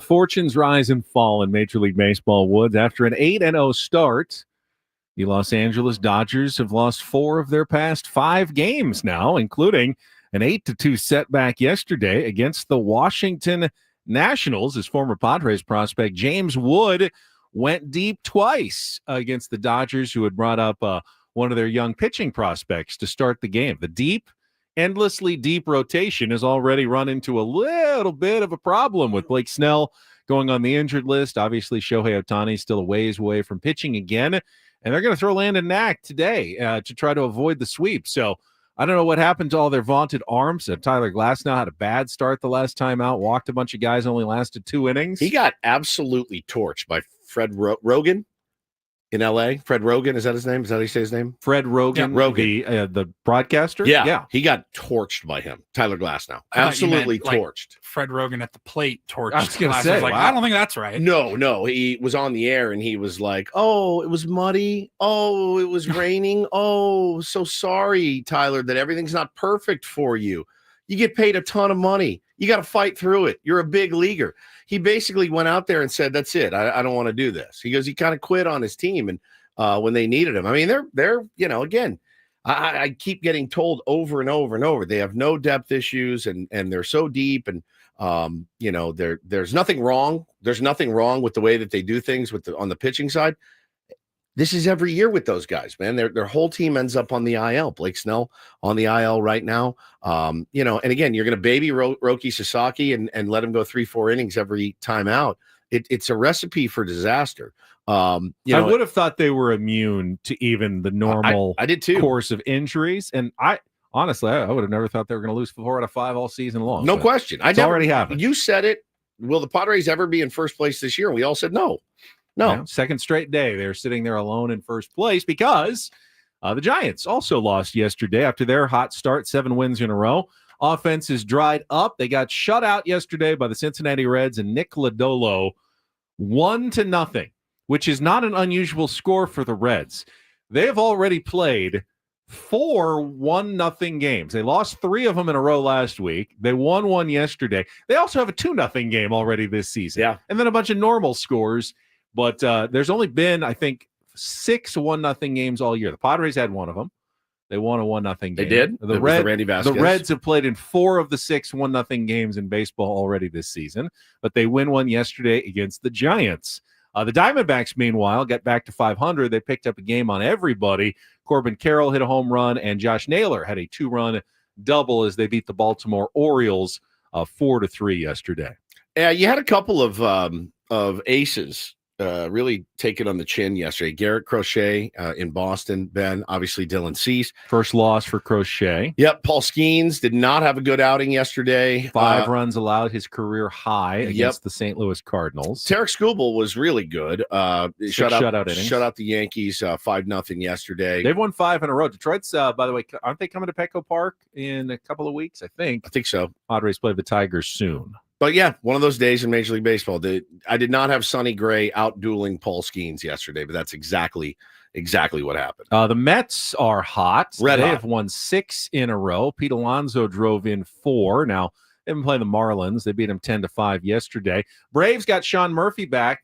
After a 1-8 start, and he was an immediate impact with a home run, 4 runs batted in his season debut, and they beat the Philadelphia Phillies 7-5, so I'm sure they're feeling a little bit better about that. And Mike Clevenger, old friend alert, lost the game on a bases-loaded walk as the Guardians beat the White Sox 1-0. Only run of the game allowed. 5 Cleveland pitchers combining on a 2-hit shutout of the White Sox. Nightmare start for the Twins continues. Pablo Lopez grabbed his back of his leg after walking Jonathan India in the game yesterday against the Royals. He's got right hamstring tightness as well. So, yeah, man.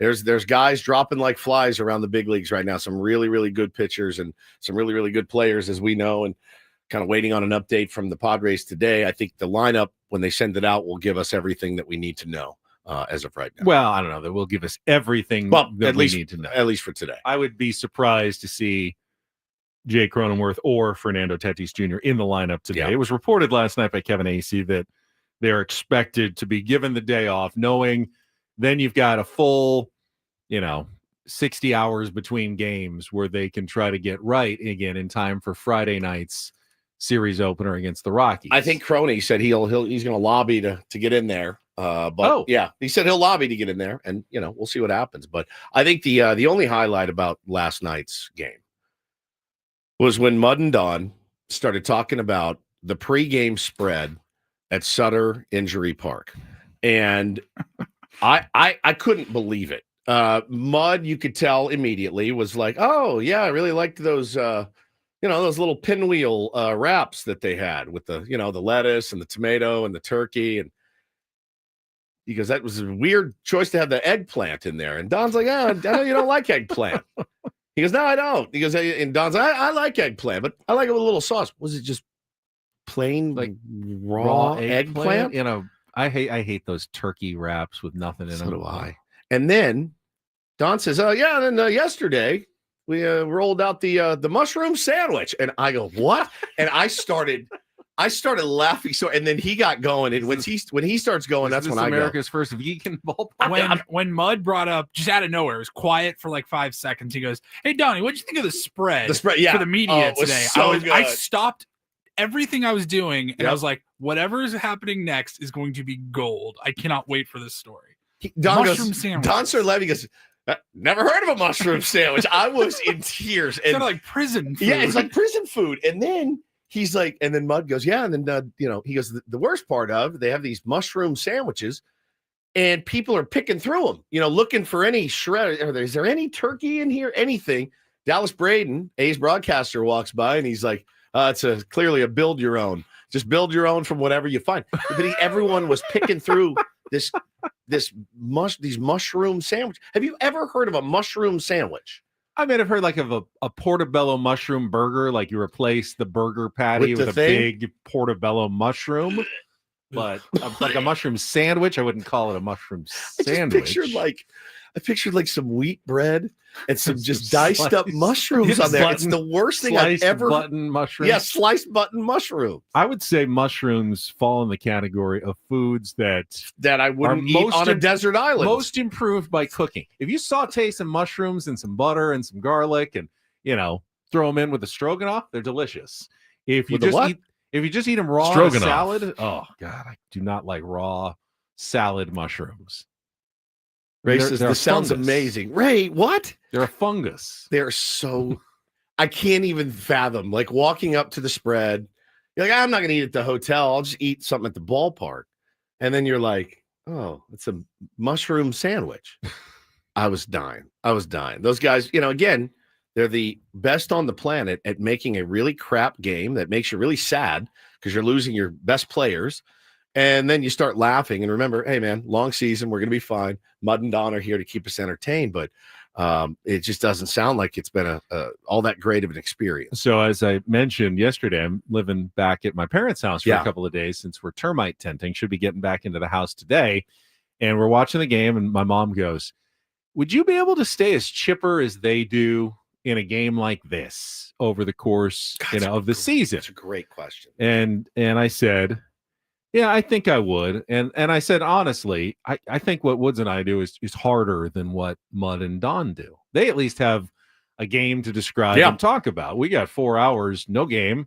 We're here the whole time. And it's really my role to stay kind of chipper for the most part over those 4 hours, no matter how much mine too. Woods wants to doom sometimes. Well, I mean, I'll doom, but I'm still in a good mood, at the end of the day. You are. Mud and Don also don't have a YouTube feed calling them idiots, the whole time while they're broadcasting. They should, though. They should. They should open up the YouTube. I would love it.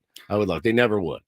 Set up the cameras like Mud we do, so you can watch them the whole game. Because I love when they go to the shots of Mud and Don, but you can only go briefly because you don't want to miss the game, obviously. But if I could have the YouTube stream of them on one feed and then the game on the other, and combine them together, that would be fun. Yeah, I think Mud would be way too easily distracted. Way too easily distracted. By the chat? Yeah, like yourself, you get distracted by Donnie, we got a new member. Yeah, Donnie, we got a new member. I don't care, man. No, it was so good. I can't imagine that the the spread was very good. And you can kind of tell by the way they were talking about it. Mudd was very sarcastic. Oh, yeah, I like those pinwheels. That made me go, oh, they just went and got the catered thing from like Costco, the little pinwheel sandwiches. Yeah, that's exactly what they did. Right? That's exactly what they did. Dumped it off on a table in the media tough shed. Yep. And called it a day. Meanwhile, awkward transition. Very from awkward. Media spread to tragedy, but the death toll has climbed to at least 113 people in the Dominican Republic. 113, now, including former Major League players Octavio Dotel and Tony Blanco. Among those killed after the roof of an iconic nightclub collapsed in the early morning hours yesterday. The people killed included the sister of Nelson Cruz. Oh, it's so sad. Nelson Cruz, who was actually the governor of the northwestern province of Monte Cristi in the Dominican Republic. So sad. At least 255 more people were injured. The rescue efforts continued throughout the day yesterday, and obviously the investigation of what caused the roof to collapse wasn't immediately clear is going to go on, but just so horrible. I mean, this is like a very popular, like upscale place that attracted, big league players and went for big events. And this was some sort of, big event that everyone was there for. And just the roof collapsed and no one knows why, but just a horrible, people trapped.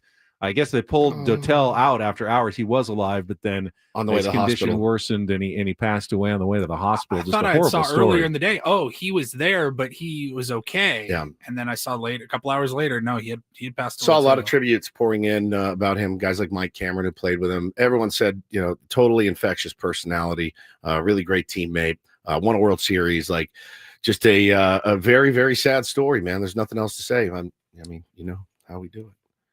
And I really hope we can see more unity and more peace when already things are so difficult. So, shout out to his family. Oh, terrible. Too many to go around yesterday. Just awful story. Octavio Dotel had the great Chris Berman nickname on the highlights. What was Octavio, don't ask Dotel. Oh, I didn't remember that. That was a good one. Really good. I liked Odabe Young again McDowell. Odabe. God, Odabe McDowell, my Texas Rangers. You see him every night. Yeah. That was a good one too. Really so good. That's so just sad, man. Awful story. Great transition. Yeah, sorry. Crushed it. I just don't know how to do those. No, nobody does. I mean, I'm good at segues. Really You're very good at but segues. Sometimes there's just no way. No way to go from one thing to the next thing. I get it. So let's just quietly reflect here on Ben and Woods. Yeah. Moment of silence. I don't want to jinx it, but I did just get a confirmation. It is a Big League Wednesday. You've already teased. We have Skip Schumaker joining us at 8:35, and we're going to pencil him in. We're not going to write in permanent ink, boy, the old pencil in. but we're going to pencil in. How about former Major League pitcher Dallas Braden? The build your own mushroom. The build your own mushroom guy. I'm going to tell him we just really want to hear the mushroom sandwich story. Jay, that's a good one. Bert, be home, Bly11. We're aiming for 9:35 with Dallas Braden. Sounds good. That'll be in the second half of Ben and Woods, as well as Take on Woods and more coming up next here on 97.3 The Fan.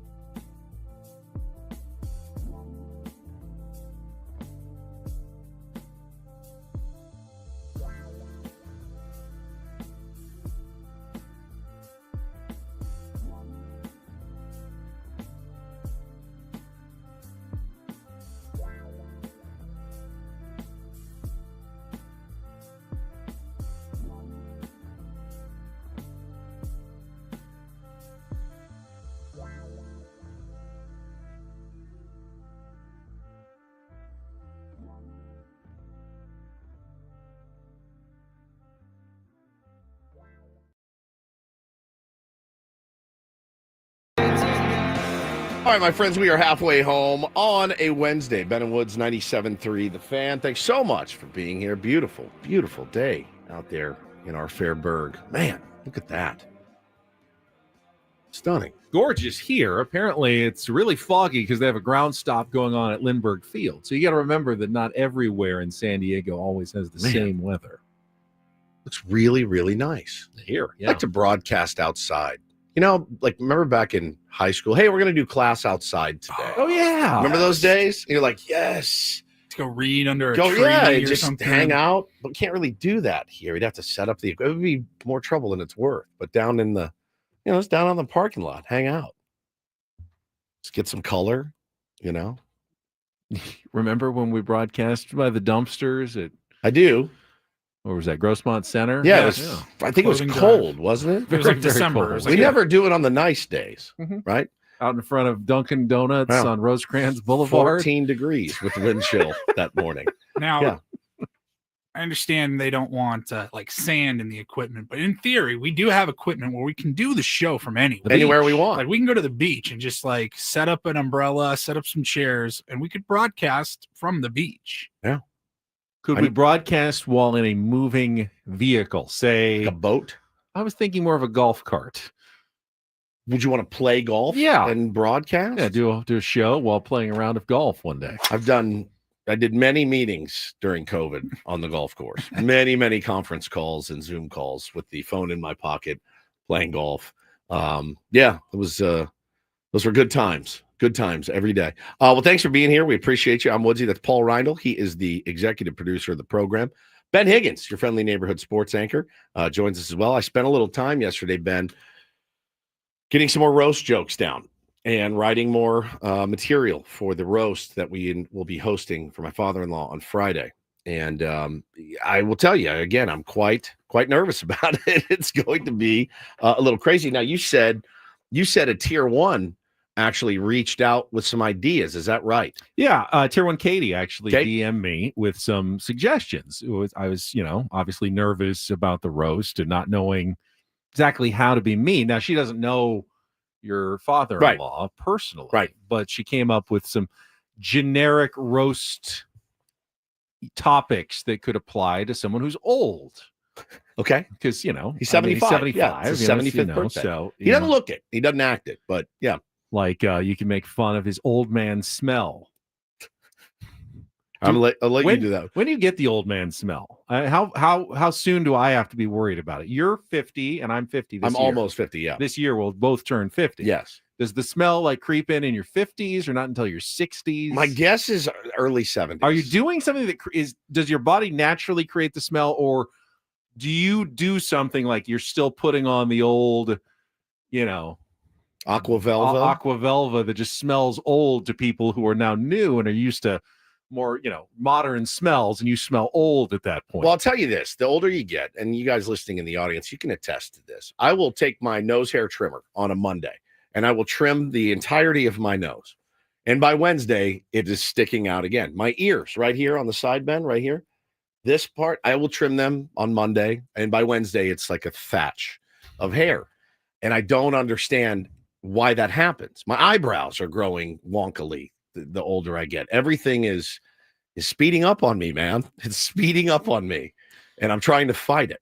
Katie suggests old people dress inappropriately for the weather, such as dressing in long sleeves and pants on a 100-degree day. Why do they do that? Because they just get colder when you get older? You sure you didn't write these? I did. These feel like Ben to me. Using the term stewardess instead of flight attendant. Pretty good. Not bad. I mean, use the term thongs instead of flip-flops. Okay. Where are the roasts? Like, how would you implement these? Hey, he's so old, he uses the term thongs instead of flip-flops. I don't know.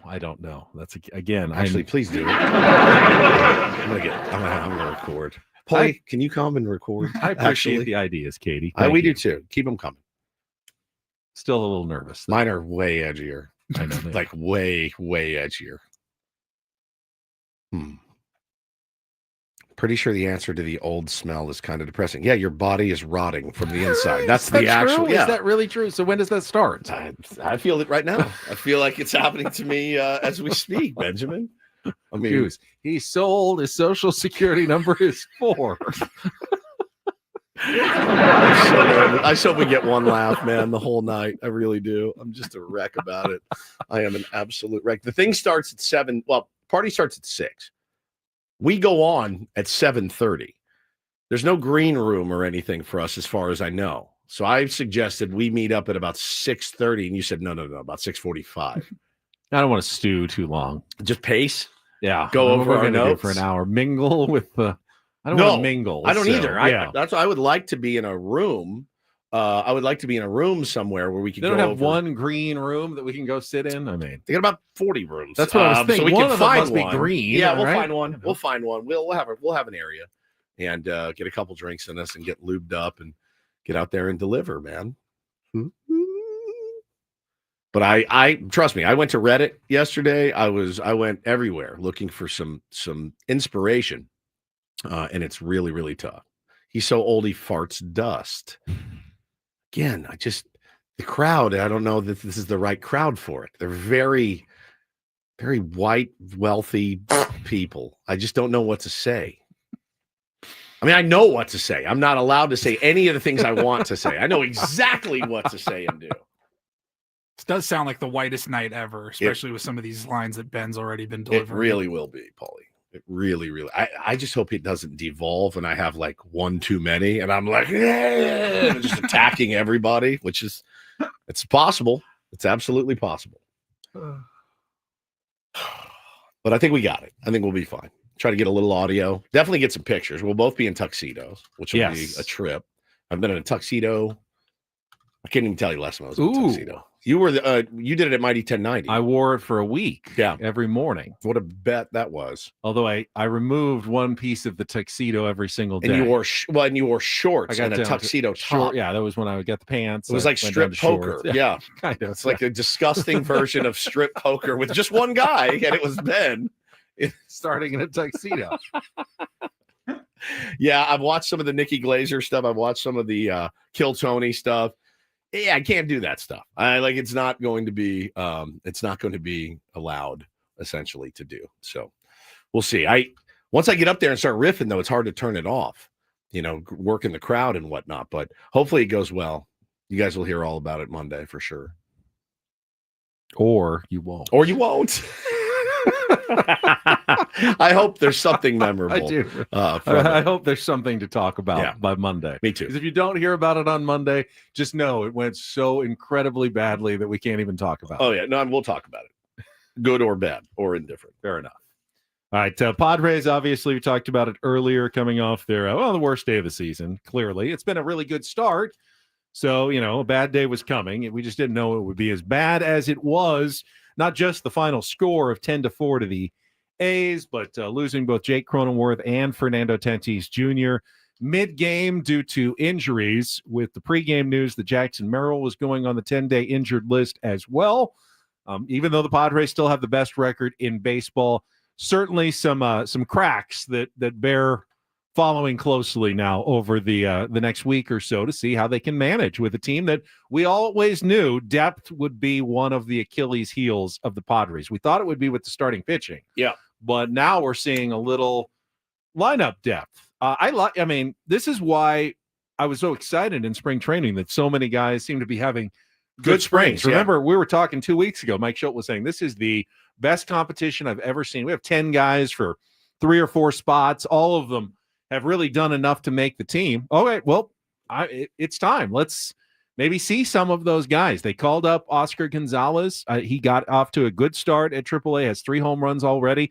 Can he contribute now on the big league level? I'm going to throw out yesterday's game. When you get off a plane from El Paso, let him get his head right, man. Are thrown into the mix in the middle of that game. That's not the recipe for having your best game, but good chance he'll be in the lineup today, and hopefully he can produce a little bit. And if one or two of those guys can do that, and you still have Manny, and Arise is now red hot, has been hot for about 4 or 5 days now.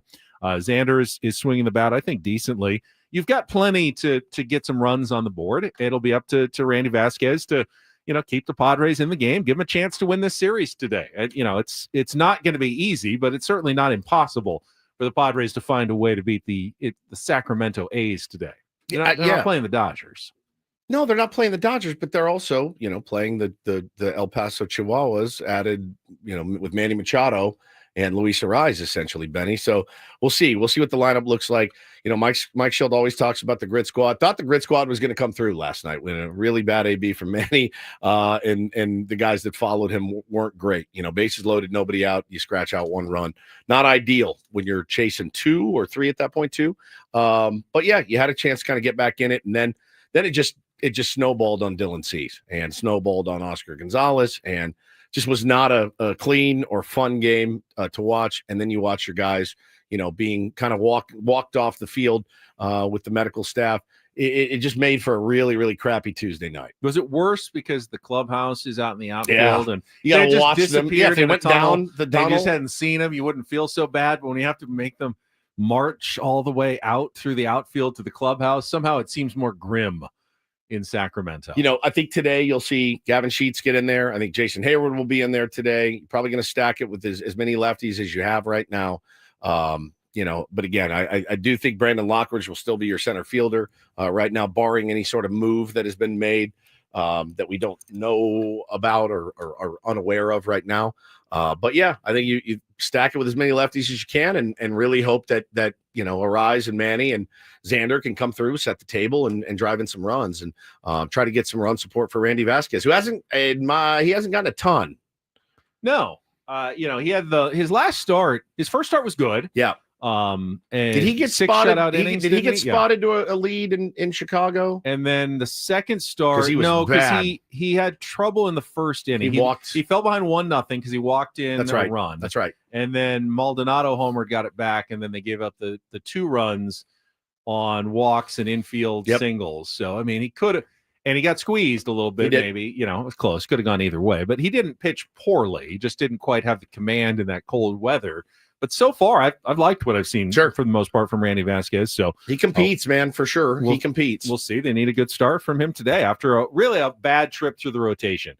I think the last 5 starts, it was something like 18 innings, 23 runs or something from the starters. Tons of walks too. A lot of that's Dylan Cease yesterday, but it was a bad 5-day trip through the rotation, and the Padres went 2-3 in those 5 days. So now they're starting over again. Let's see if they can get with a better start here from Randy Vasquez. We need a contestant for Take on Woods on a Wednesday. No qualifiers yet for our new grand prize this month: trip to Las Vegas, concert tickets to Disturbed, Ghost, or Pantera, your choice, and a $150 gift card. If you'd like to join us and play our game in our next segment, you can give us a call, 833-288-0973, 833-288-0973. You can call in now. Before we do that, though, I do want to wish a happy birthday to Luis Ariz. Oh, just saw that on my social media feeds. St. Louis is a color. There's a note in the this morning's Padres Daily from Kevin Acey. It says one of the friendliest players in Major League Baseball is being frozen out by some umpires. Luis Ariz says the crew working this series has not acknowledged his greetings. The cold shoulder began in spring training after Ariz gave a disparaging quote about umpires while talking about trying to have more plate discipline in 2025. Oh, so this is like a personal. It's like a grudge. Quote, this year I'm coming to take a lot of walks. Let's see if the umpires are coming good this year. I don't want to put excuses, but they were bad last year. Ariz said he was told by umpires once spring training games started that they saw the quotes. And since then, they have generally not reciprocated with him on the field when he greets them. Yeah, they are giving him the cold shoulder. He actually apologized. He said, I don't want to think they're mad at me. They're not perfect, just like I'm not perfect. I make errors. I strike out. I just want to say sorry to them because they're human, just like me. So hopefully bygones be bygones. Luis Ariz is actually saw his chase rate, even though he hasn't struck out at all. Crazy, and he's not walking a ton, but I think he's walked once or twice. his chase rate is way down. He is not swinging as many pitches outside the zone, which he used to do, and it wasn't a huge problem because he would get a lot of hits on those balls as well. But he's trying to make pitchers throw more strikes, which ultimately starting to see the results of that. He's gone from 0-0-0 to 3-1-3 in about 5 days. Crazy, man. Of Luis Ariza after a 3-for-5 last night. 4th consecutive multi-hit game, 15 for his last 32. My God. After going 0-for-16 to start the season. Just insane. Just watch. He's just one of the best hitters, man. He's just so fun to watch. And by the way, I don't think this will hold, but Martin Maldonado is hitting 353 after a 3-for-4 night last night. I will say that I'm surprised. And he was hitting the ball hard. Yeah, He was hitting line drives. I'll say I'm surprised. I'm very surprised, pleasantly. But, if he continues to do anything like that, you're fine with him catching, most days with Elias Diaz as a backup. That's not a bad catching situation that the Padres have going. That's been better than expected, certainly. Yeah. To this point. All right. Again, we'll play Take on Woods when we come back. If you want to call in, phone lines are open. 833-288-0973, 833-288-0973, our musical trivia challenge. And then Skip Schumaker at the bottom of the hour on a Big League Wednesday on San Diego's #1 sports station, 97.3 The Fan. Gambling problem? Call 1-800-GAMBLER. GEGE 000-466. For a full list of games and rules, played at 7 Mile Casino. Visit 7milecasino.com. 7 Mile Casino is so easy to get to. We sometimes forget how nice it is once you get inside of 7 Mile Casino. I think you feel like good things come to those who are willing to, slog through the 50-minute drive to the East County. I'm going to get somewhere better. No, you're actually going to get somewhere worse because you're going to have to walk way through a smoky slot machine filled casino to find a card room that's somewhere in the back, whereas you could at 7 Mile go to a dedicated place that's just for you, the card player, even a high limit card player, and feel great when you're there. Yeah, it's such a perfect size venue too. It's definitely not too small and it's definitely not too big. You don't feel like you get lost in the shuffle there. No pun intended. Nice. Go sit down at the California style blackjack table. They got high limit games too. If it's action that you crave, they got you covered. 7 Mile Casino. Obviously, we love the proximity. Just 7 minutes, Ben, from downtown San Diego. If it's food you crave, they've got you covered too at Sammy's at 7 Mile with the full Sammy's wood-fired pizza menu during the day, and then the 24/7 players menu all day long. Great Asian favorites like the Kung Pao chicken, and then weekends, check out the Saturday and Sunday brunch, 9 a.m. to 3 p.m. voted best in the South County. All inside 7 Mile Casino, just 7 minutes from downtown.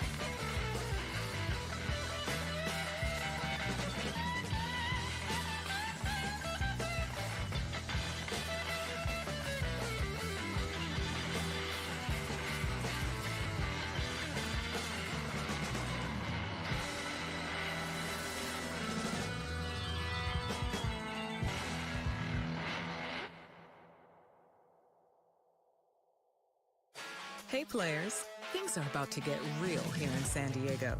Introducing the all-new Hamul Casino Resort. With a 200-room hotel tower, exciting new eats and drinks, plenty of new places to play, and a luxe spa and salon. Hello, rooftop pool and deck.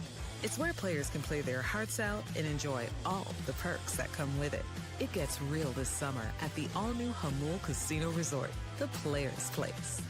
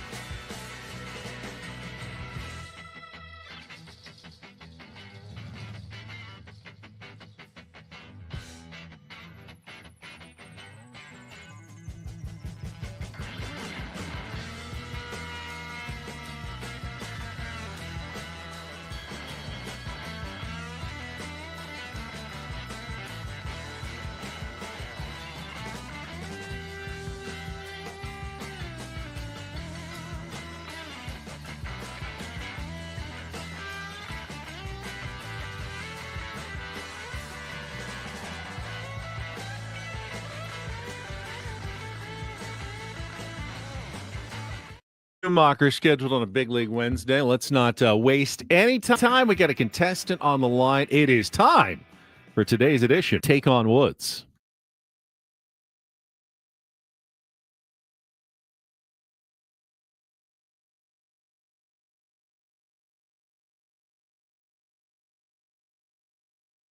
Take on Woods brought to you by Bay Alarm, security and fire alarms for every business. We got you, and we got Daniel this morning as our contestant. Hello, Daniel. How are you? I'm doing well. How about yourself? I'm good. Woods has left the studio. He's dancing around out there. What is he doing? He's stretching. He's stretching. Okay. Well, he can't hear us, so he is. He goes second. You go first in our 5-question musical trivia challenge. If you can beat or tie him, we will put you into the monthly drawing. You'll be first for the trip to Las Vegas, the MGM Grand, $150 gift card, and tickets to either Disturbed, Ghost, or Pantera. All 3 shows available now at Ticketmaster.com. And Daniel, to give you the advantage, you get to pick the category. We still have 7th inning stretch. Tier 1 Scott came up with that one. 5 musical answers that contain the names of Major League Baseball teams. Got Lost and Found, 5 musical answers that contain the word found. And our new category today is Curious George, 5 musical artists with George somewhere in their name. 7th inning stretch, Lost and Found, or Curious George. Daniel, what do you want to play? Let's do Lost and Found. Lost and Found. Okay, today we've got 5 musical answers. So bands, artists, song titles that contain the word found somewhere in them. You'll have 60 seconds. You can pass. If you don't know an answer, we'll come back to it if there's time left on the clock. First question's the 2-second song. Paulie's queuing that up. He'll play the music. You need to give me the song title and the artist to score that point. You ready to play, Daniel? Yes, sir. All right, 60 seconds on the clock. Paulie, the category today is Lost and Found. Your time begins when Paul plays the music. Good luck, Daniel. Let's take on Woods. We Found Love, Rihanna. Correct. In which 1992 hit about infidelity do the Gin Blossoms sing about whispers at the bus stop? Found Out About You. Correct. The first two tracks on U2's Joshua Tree album are Where the Streets Have No Name and which song with an even longer title? Still haven't found what I'm looking for. Correct. In 1991, Heavy D and the Boys recorded their biggest hit, a dance house version of which 1973 song by the OJs? Man. Pass. Which late 60s British band is best known for the classic hit Build Me Up, Buttercup?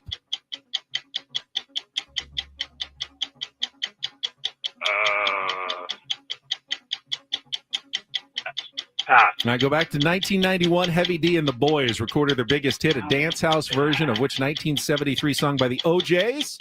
Time is getting close. Now That We Found Love. Now That We Found Love, correct. Which late 60s? All right, you got 4.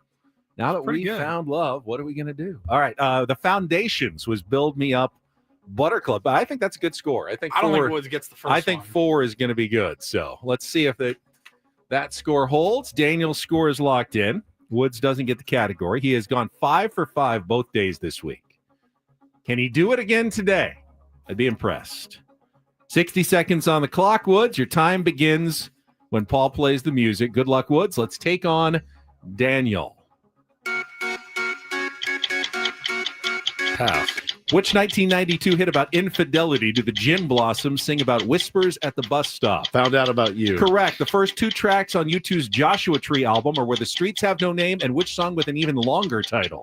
I still haven't found what I'm looking for. Correct. In 1991, Heavy D and the Boys recorded their biggest hit, a dance house version of which 1973 song by the OJs? I can see the video. What's the category? Pass. Which late 60s British band is best known for the classic hit Build Me Up, Buttercup? Oh, no. Herman's Hermits? Incorrect. Go back to our 2-second song. I have no idea. All right. In 1991, Heavy D and the Boys recorded their biggest Heavy hit, D. a dance house version of which 1973 song by the OJs?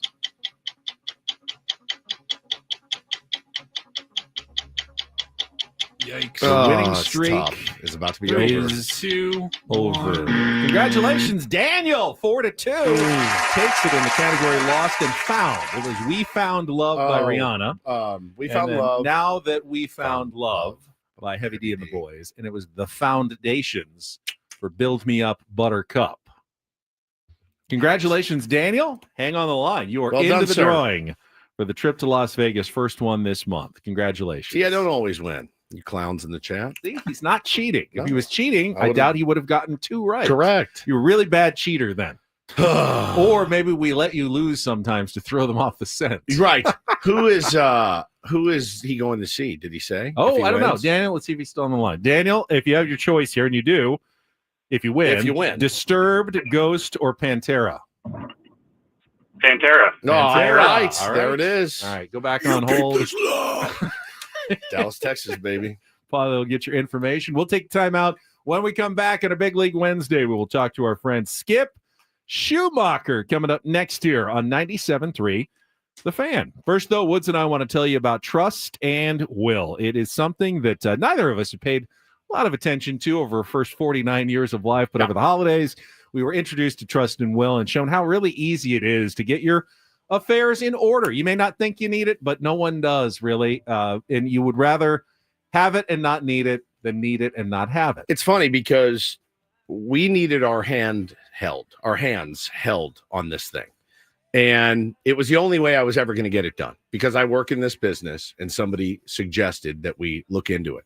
And I feel like you guys out there could be the same. You need your hand held a little bit. This is the right place for you. Go to trustandwill.com. Use the code FAN when you check out, and they will walk you through every step of the process. Again, want to make sure that I reiterate, check out the probate or check out the trust to avoid probate. There's no reason to not just get this thing done. 20 minutes, you're in and out. So easy. Yeah, and even if you just want to simply leave some possessions to specific people, you can do that with a will. Either option's great. You just go to trustandwill.com. Again, the code FAN at checkout for 20% off at trustandwill.com.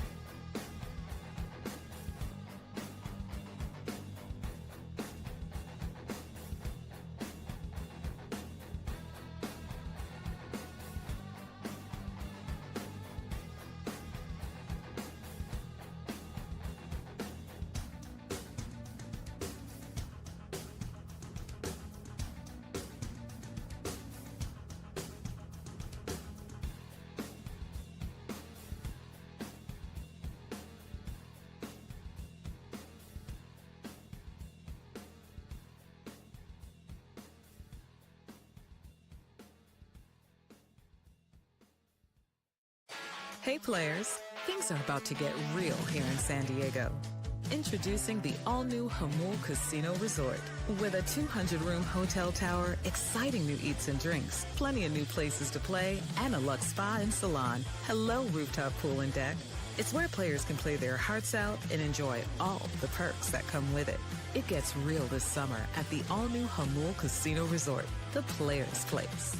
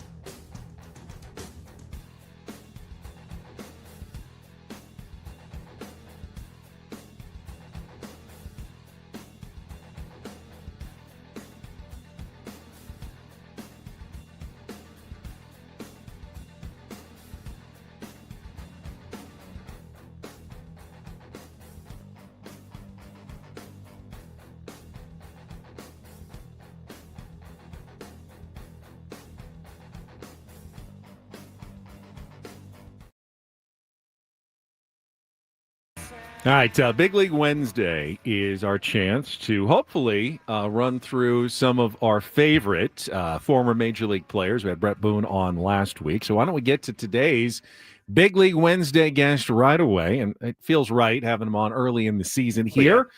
He is now a special assistant with the Texas Rangers. Our friend Skip Schumaker joining us here on 97.3 The Fan. Skip, happy baseball season. Good to have you back on. Hey, guys. Thanks for having me on again. Yeah, looking forward to it. You sound chipper and sound like you're not managing a baseball team right now. Sounds like life is going good for you. I wanted to ask you right out of the chute. So special assistant, advisor, all of that. What does that look like on a day-to-day for you? Yeah, I'm very grateful for this kind of reset, in my life. Get to see my kids grow up a little bit during the spring and summer for the first time in forever, and seeing my son play in high school and my daughter play in high school, which I haven't been able to see. But the day in, day out stuff is, a lot of calls in the morning, some Zoom calls, a little bit later, mid-morning, and then definitely locked in and watching, the Rangers games and then different games throughout the league. And then obviously some of our top prospects in our affiliates. Well, last two games aside, Rangers off to a good start this season, kind of bouncing back, and some really exciting players. What's your take on the team so far? Yeah, it's a really well-rounded team. There's our offense hasn't really slugged too much yet, but I think they'll get going. It's only 10, 12 games into the season so far. So I try to make sure you don't hit the panic button yet, because we have a really good offense. But I think our pitching and our bullpen has been really good, kept us in games and won a lot of games early on, which has been great. A really good sign, because I think our offense will click. I mean, there are some big boys in the middle of that lineup with Corey Seager, the addition of Jake Berger, and some young guys like Wyatt Langford and Smith. Smith, won the Silver Slugger utility player last year. So a lot of really good players up and down the lineup, and a lot of good hitters, from the left and right side. It's funny.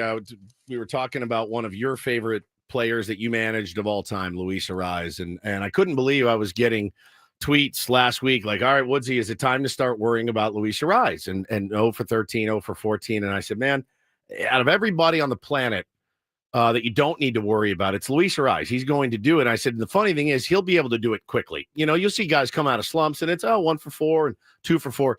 I'm like, this guy is going to go 4 for 4, 3 for 4, 2 for 4, 4 for 4. I'm like, he did it. He's over 300 now, and it's been 5 days. It's crazy. Doesn't shock me. Shouldn't shock too many people in the baseball world that they've seen this guy hit. I was watching the game last night, and I was sitting down watching it actually with my wife, and McCarrick was pitching in relief around the 6th or 7th inning, and you saw Arraez at the plate, and he actually pointed to where he was going to hit it into left field. and 4 pitches later, he hit a line drive base hit to left field. This guy is so unique. Bat-to-ball skill is insane. If I'd be shocked if he didn't win his 4th batting title. He's that good. That's the most Tony Gwynn-like thing about Luis Arraez. Obviously, the batting titles, there are a lot of comparisons, but Tony would like pick where he wanted to get a hit. In fact, there's a famous story where a game got postponed, or it was in the middle of a bat when the rain came, and he talked like, okay, so the first one I'm going to do on the exact first pitch, he's going to throw a slider, and I'm going to hit it, and I'm going to hit it here, right, and it was exactly like he said it was going to be. I hate those guys. I mean, it's so hard. I'm struggling at the dish so bad. I can't even see the ball, and you just look at those guys like, I'm just going to hit it here. It's insane to be around those guys. He's one of those guys I got to imagine, Skip, when you managed him. We got our first chance to sit down with him at spring training. And I got to tell you, I've interviewed them all, man. And this is the guy that made me probably the most starstruck. I was like a little kid watching this guy, sit down and grab the microphone. When you manage him, he seems like a guy you don't even have to talk to. Like he's going to be there. He's going to be ready. He's going to have his work in every day. You want guys as a manager and as a coach that are obsessed with the game and that love the game of baseball. And the guys that are super successful and uber successful are the guys that are absolutely obsessed with this game. Luis Arraez is the guy that is obsessed with the craft of hitting. He's doing really good at first base. He's a good fielder also, but he is obsessed with the hit tool. And you have a couple guys in that lineup that are obsessed with this game and are really good potential Hall of Famers, and Tatis and Machado as well. I mean, the San Diego, that lineup has some really, really good players, obviously, but the guys that are obsessed are the best players, and Arraez is definitely one of those guys. Skip, if I'm memory serves, your last season with the Padres was the year that Jackson Merrill was drafted, right? 2021? I think so. Yes, 21. Yeah. What do you remember, like when he was drafted and what he has already turned into, obviously going on the injured list, but just signing his contract extension? I mean, this kid's been a marvel here in San Diego in such a short amount of time, and he still hasn't even turned 22 yet. Well, it's just a credit to that scouting department, AJ Preller, Kemp, finding guys like Jackson Merrill so late in the first round draft. I mean, that guy absolutely killed us last year when I was with the Marlins. Late inning, hit after hit, slug, home run, unbelievable defense in center field. And from all I've heard is he's even a better person, teammate in that clubhouse. So they got, a unicorn late in the draft, and it's just a credit to that scouting department. It feels like they get these guys all the time, and obviously a really good job with Jackson Merrill. But to me, I mean, I live in Orange County, and I see Jackson Merrill shirts all over the place. Jackson Merrill jerseys all over the place for a kid that's, 21, 22 years old. I mean, he's just taken our community by storm. I can't imagine what it looks like in San Diego.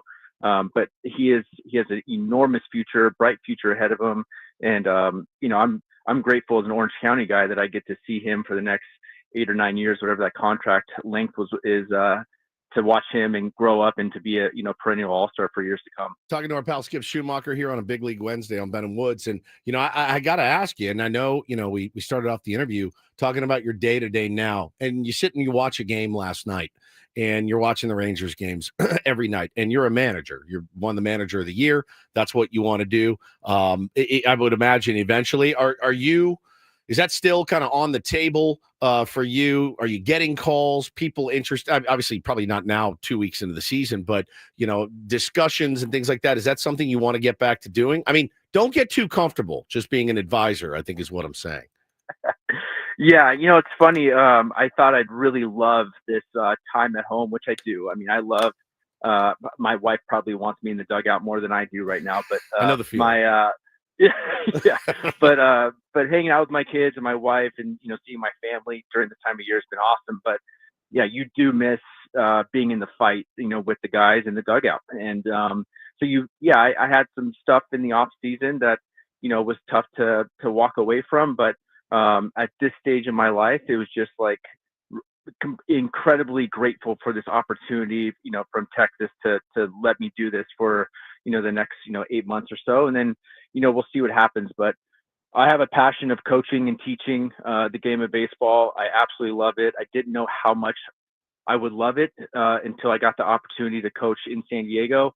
And then, once you're in, I just felt like I have kind of an all-in mentality and have I love learning and teaching and sitting on the couch is much easier. Yeah, for all of us. And Oh, navigate. yeah. For sure. Bro, you should see what a good manager I am from the couch. I'm brilliant. One of the best. One of the best to ever do Of course. Yeah, of course. And I always catch myself thinking like how fast it is in that dugout. And to remind myself that it's not as easy as people think. And so when people ask me questions, I just have to remind them that it's not as easy as people think and walk them through some stuff, which is, really cool for me to do right now. Woods was actually voted nationally Couch Manager of the Year, Yeah. so you two should compare awards at some point. Well, I'm going to go be an advisor now. That's what I'm going to do. I would love to just be a radio advisor. That's what I think that's what I was made to do. Yeah, I mean, it's a great gig but the challenge, honestly, is you don't want to be this helicopter coach, right? So you don't want to go in, drop these hot takes, and then leave. And all these coaches and the staff is like, oh, what the heck? You like watching games, coming in here for 3 or 4 days, and then leave. Like, that's the last thing you want to do. So you just want to be a supporter more than anything. They appreciate the guy that shows up every single day and is there in the fight with them, win or lose. Certainly, and look, man, I'm brand new into my coaching scene with Little League and machine pitch and all that. And yeah, man, you can already tell like some of the stuff that I'm doing probably rubs some of the other parents the wrong way, and actually wanting to play the game of baseball instead of just letting them run the bases, even if they get out. Things like that it's weird, man, that this game there's so much failure in this game. And you see it. You've seen some of the best prospects never make it. You've seen some guys have to fight and claw. It really is crazy how much failure is in this game. And the thing that you said that I love was just how fast it speeds up on you. It really speeds up on you. This game is such a slow game. People talk about, oh, you put it on, it's background noise.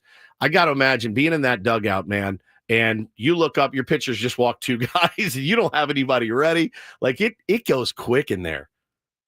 It does. And that's why it's so important to have, really good staff around you and that you can lean on and that you can trust. And, I've said it before, like I needed guys to cover my blind spots. That's the right. last thing I knew I didn't know everything, and I needed people to cover me and to ask. And if I ask questions, I need the answer like right away, and option A, option B, whatever it is, and so I can make a decision. Because you have to be prepared before every game. There's no doubt about it, but stuff is not scripted. This game is not scripted ever. Very rarely, I should say. And so you got to be prepared for anything that happens. And I think that's why, the best managers also have the best staff around them.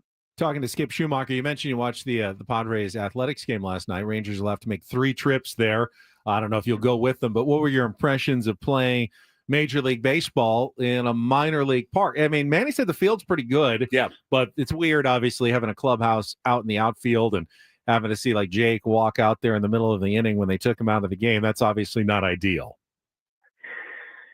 I never thought in a million years that there'd be 2 major league teams playing in, a spring training site and a AAA site. I mean, it's kind of unfortunate what happened the last couple of years in those, with weather in Tampa, and then now, with the whatever you want to call it in Oakland. So I think, they've done the best they could, with what they have in Sacramento. Do I love it?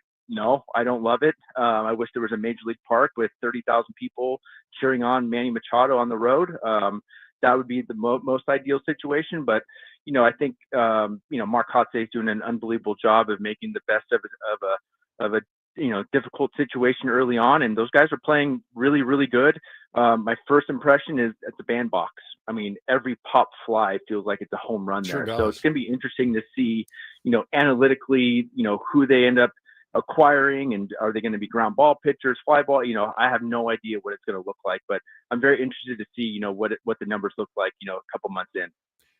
Well, Woods, before he goes, are you going to ask him or? What I did? Ask him. Well, I asked him if you want to manage again. No, I mean, Ben was afraid to ask you, like, Boch is Boch. He's been around for a long, long time. And I think the general consensus for a while was, and he's not going to want to put his hat in the ring on live on the radio, but, I mean, is Texas a job you'd be interested in managing down the road?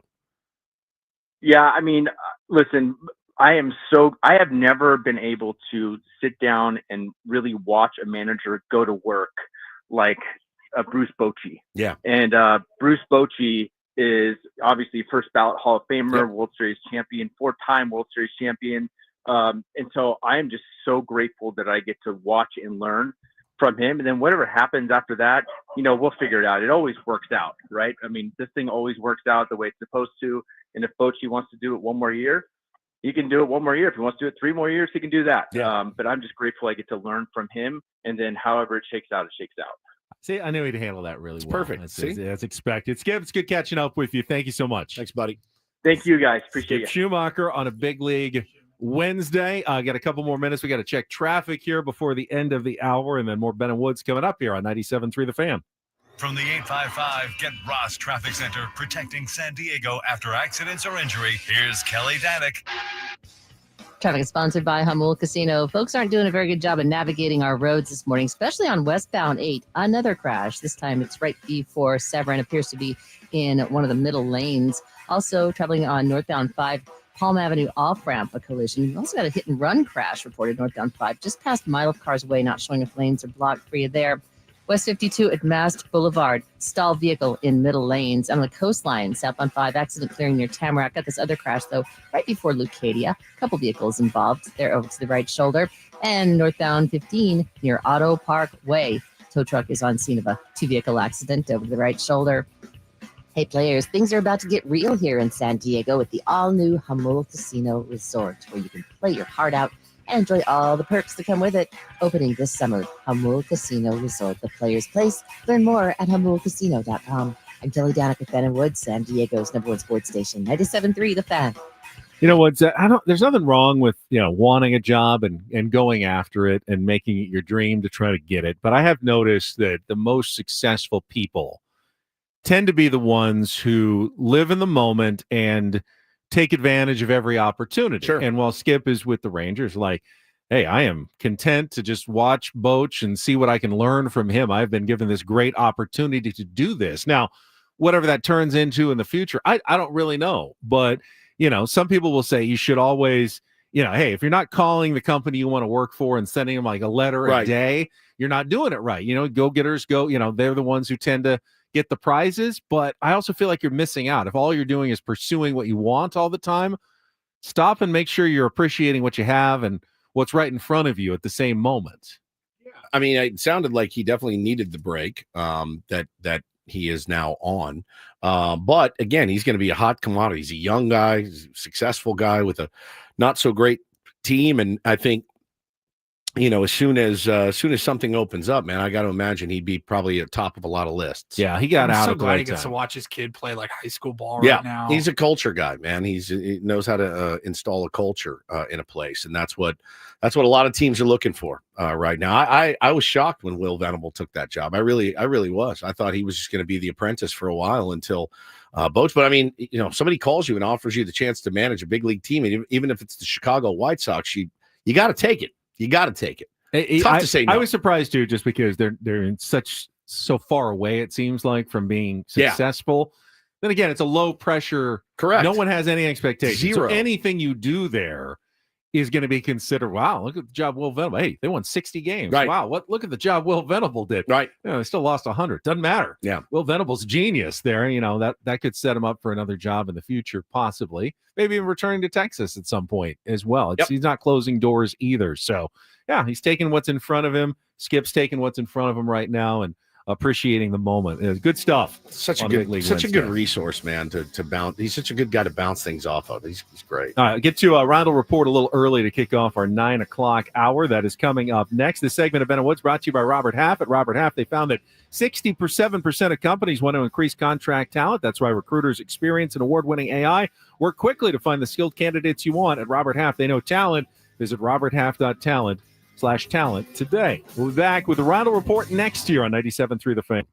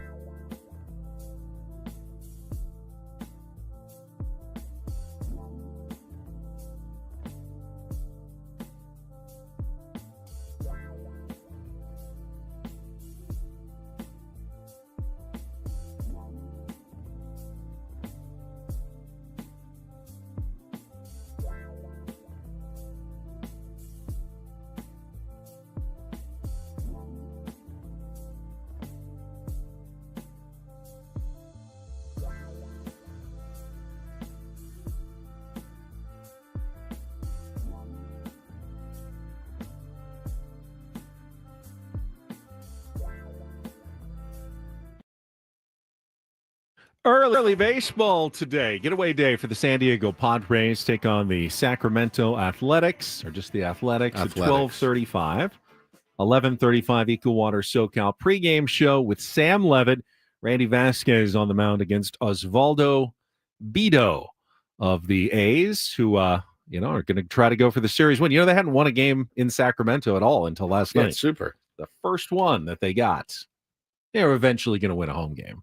Yes. It's going to happen. Let's see if they can avoid winning a home series. And the Padres take 2 out of 3 today. We'll talk more about that baseball coming up. Right now, though, a little early, since we got a special guest hopefully planned at the bottom of the hour with our Reindl Report. And get things started here with our today's edition of the Reindl Report. Now tuned into the greatest.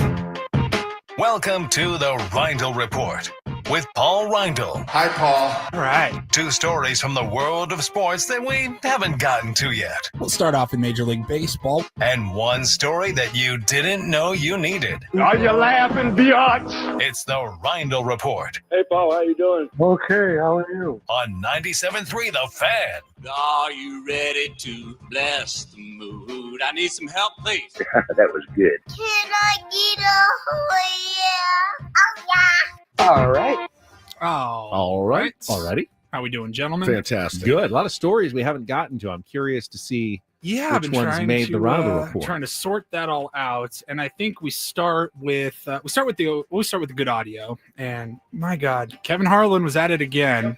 Kevin Harlan has done stuff like this in the past. I think his most famous clip that we've played is him doing the play-by-play of the streaker. The Right. man is drunk, and just kind of going against the grain. Usually, the broadcasts will never address stuff like that. He will. He'll draw attention to it. I think he would fit in great on this show. He'd be great on the I think show. he would love Replace our Ben, style. We could actually. yes. Yeah.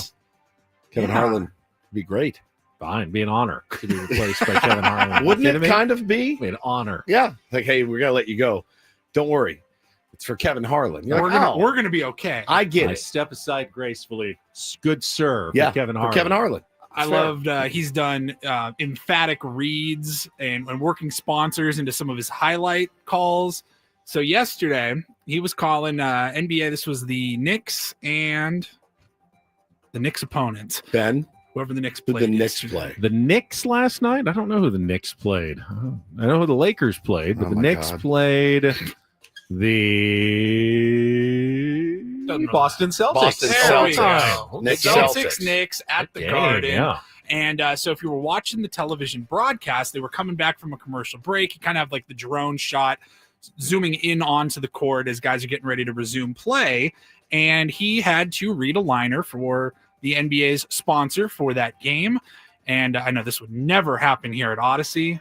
NBA needs to get their stuff together because it sounds like they might have mixed up the copy between 2 different clients. Take a listen. Square Garden, the NBA on TNT is brought to you by the new crispy tenders at CarMax. Nope. What? The way car buying should be. Can that be? What is that? Wait a minute. Hold on. I'm holding. Hold on. Are they serving tenders with cars? Are there tenders in the car? Because if there is, you're in. We just had the marriage of 2 different sponsors, and it was ugly. Somebody's getting chewed for that. They are dying. Only you can laugh about it. Well, that just goes to show you, I literally will read anything they put in front of me without Yeah. even looking like, holy all will. cow. What does that say? They put it in front of you. CarMax for your chicken Yeah, tenders. get Nice. chicken tenders at CarMax. The way that buying Is brought to you by the new crispy tenders at CarMax. Nope. What? What? What? Genius. So then Make sure you check out the summer baseball camp at Tropical Smoothie Cafe. people are losing their minds. I mean, again, it's not his fault, and he's making the best out of it. I guess he maybe could have read ahead just a little bit. Keep your water soft at Robert Half. So then later in the game, same thing. This broadcast brought to you by CarMax. Here's how Kevin Harlan did the second read. Tonight from New York, the NBA on TNT is brought to you by CarMax. The way car buying and tenders should be. Perfect. I just threw that into the tender. That was some poetic license on that. Thought I had to pay off the tender. Maybe they do. Maybe they do. Maybe they do. And if they don't, they should. You're always hearing about car, they throw in this or that, come in and buy a car from us. I've but never been to CarMax. I haven't either. And then have you seen the Carvana where they have Yeah, that I love tower of cars? Yeah, like it's a a vending machine. Like a vending Yeah, machine it's of cool. cars. I'm fascinated. It's cool. There's one right by the Padres spring training complex. I would, Peoria. I just would want to buy one just to see it come down. I'm not idiot. They made that for me. Like, I want a car, but I want the one on the top, and I want you to bring it down. Hey, babe, if you see a charge for $60,000, just don't don't worry. I ask. bought a new. I did buy a new car at the top of the vending machine. I wanted to see it come down. But it came with some chicken tenders. It got chicken tendies with it. So there you go. Okay, and then we're going to stay in the NBA. Normally, wouldn't really highlight a coaching firing in the NBA, but I thought this was interesting. The Denver Nuggets have fired their head coach, Michael Malone. Yep. And are planning to fire their GM, Calvin Booth. So they're cleaning house. And what's interesting about this, I mean, there's several layers to this. I was seeing some clips yesterday. Like, Michael Malone was, like, beloved. Right. At least by the star players, Jamal Murray and Nikola Jokic. Like, there's videos of him in Serbia hanging out with Jokic, like, riding horses, and they're just hanging out. He had a very touching story about him and Jamal Murray. Like, they loved this guy. They won a championship less than 2 years ago today. It was 2 years ago in June that the Nuggets won the championship. So that was confusing, how fast. I think I saw 4 out of the last 6 teams that won the NBA championship have fired their coach. So there's not a whole lot of leash there for these coaches. And then I saw that the Nuggets, I knew they weren't having like the best season. They're in 4th place. Excuse me. Yeah, I mean, they've been tied for 4th They've place. lost 4 in a row, so not good lately. There's a but 4-way tie for 4th place. It's a hugely tight race in the Western Conference. The Lakers are in 3rd, and then one game behind is the Clippers, the Nuggets, the Warriors, and the Grizzlies, with just 3 games to play. The Grizzlies also fired their coach. It's such an odd time to, even if you think you need to make a change, I feel like most teams would just say, but let's ride this out. I mean, he's won a championship. See how he can finish out this season, and then we'll make the decision at the end of the year. Games. Yeah, it said the thing I saw, it said his style had worn thin. But they're still 47-32. It can't have worn that thin. And then there were reports of the Cold War between him and the GM. Sounded very much like the AJ Preller, Bob Melvin. Yeah. Not speaking at all to each other. But didn't wouldn't like you fire the direction coach of the and team. keep the GM? Well, I mean, I can see an owner going, I don't like how these guys are working together. I'm not taking sides. You're both gone. Yeah, fair enough. I can see that, but I would feel like you'd wait until the end of the There's season only like to 2 do games it. left in the season. I mean, unless they were like, 10 games out of the playoffs, and then you go, fine, we're done. Yeah. But right now, it's odd. It's odd. They're bringing in, who did they say? David Edelman, who's the son of former NBA coach Rick Edelman, as the interim coach. I mean, again, you're about to make this playoff run. I don't know. Maybe it's a breath of fresh air. It could be genius. You never know. But I had seen a clip of him that was going around a couple weeks ago, and he hit his players pretty hard. He's like, yeah, I mean, if these guys would actually watch film, but who am I kidding? Nobody actually watches film. We have to show it to them, and he was pretty harsh with his players. So they're just a game behind the Lakers for trying to get home court advantage in the first round. Lakers lost last night. They were going for back-to-back wins at Oklahoma City. They were up 1 in the 4th quarter. Luka got ejected. Saw that. When the referee apparently thought he was yelling at him. Yep. He was really jawing with a fan who apparently he's jawed with in the past in Oklahoma City. He hit a shot and Yeah. turned around and And the pointed ref at thought him. he was cursing at him, so he ejected him. And then That's pretty quick. that's a real quick ejection. I always say, like, you don't see this stuff in the NBA. You don't see it in the NFL. You see coaches and players really giving it to the officials or whatever, and you don't see the quick trigger. No, this was a really quick trigger last night. 7 minutes left in the game, down by 1 or up by 1. I can't remember which one.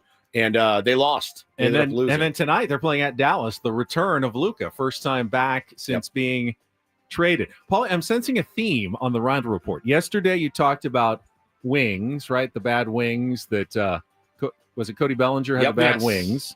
Then you had the Tenders story, and now you're talking about the Nuggets. That was not intentional, but I'm glad you picked up. Yeah.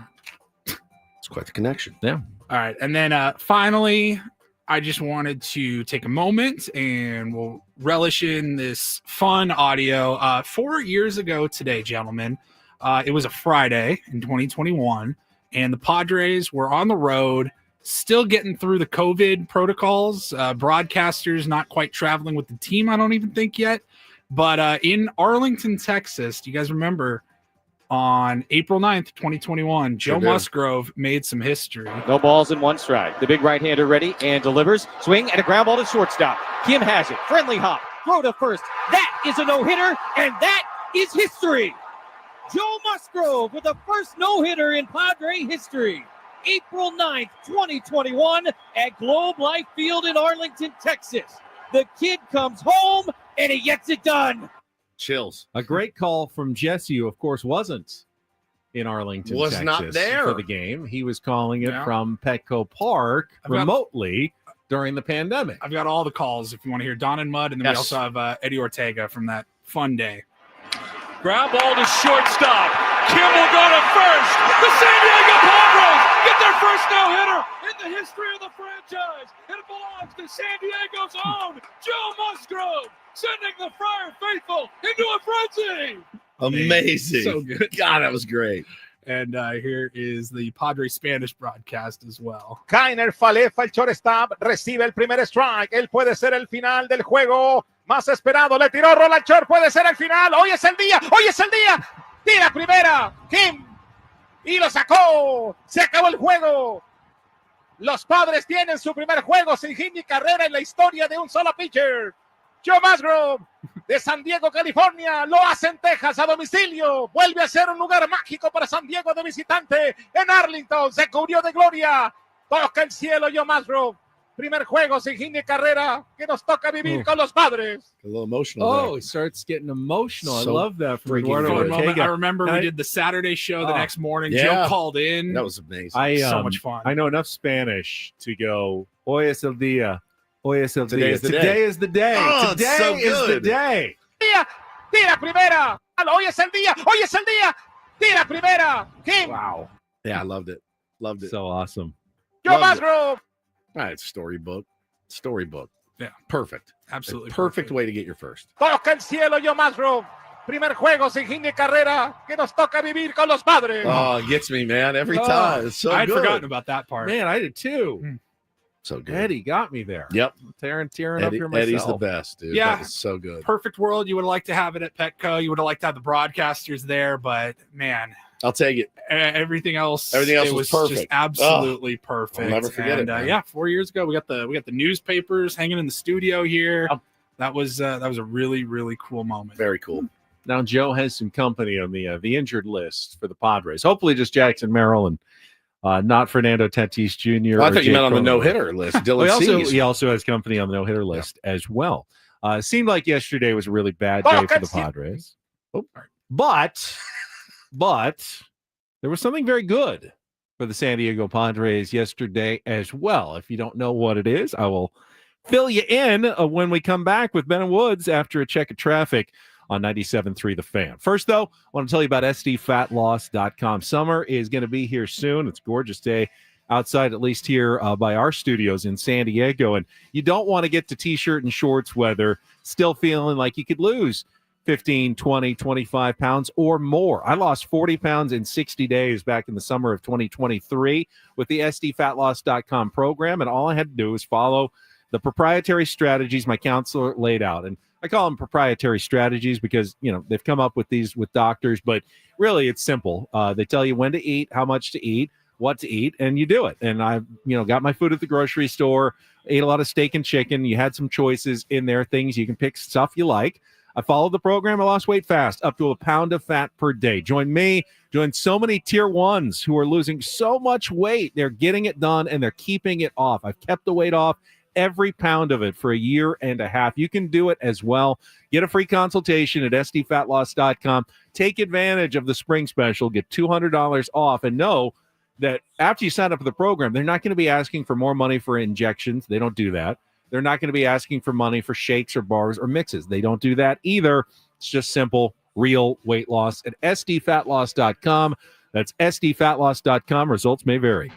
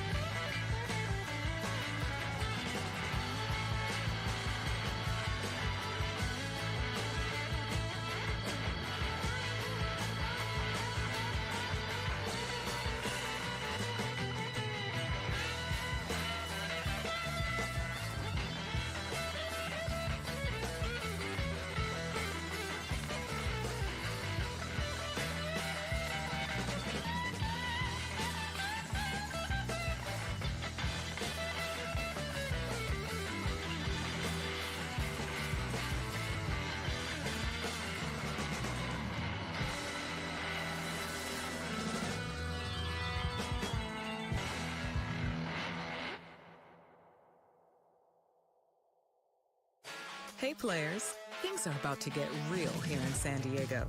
Introducing the all-new Hamul Casino Resort. With a 200-room hotel tower, exciting new eats and drinks, plenty of new places to play, and a luxe spa and salon. Hello, rooftop pool and deck. It's where players can play their hearts out and enjoy all the perks that come with it. It gets real this summer at the all-new Hamul Casino Resort, the players' place.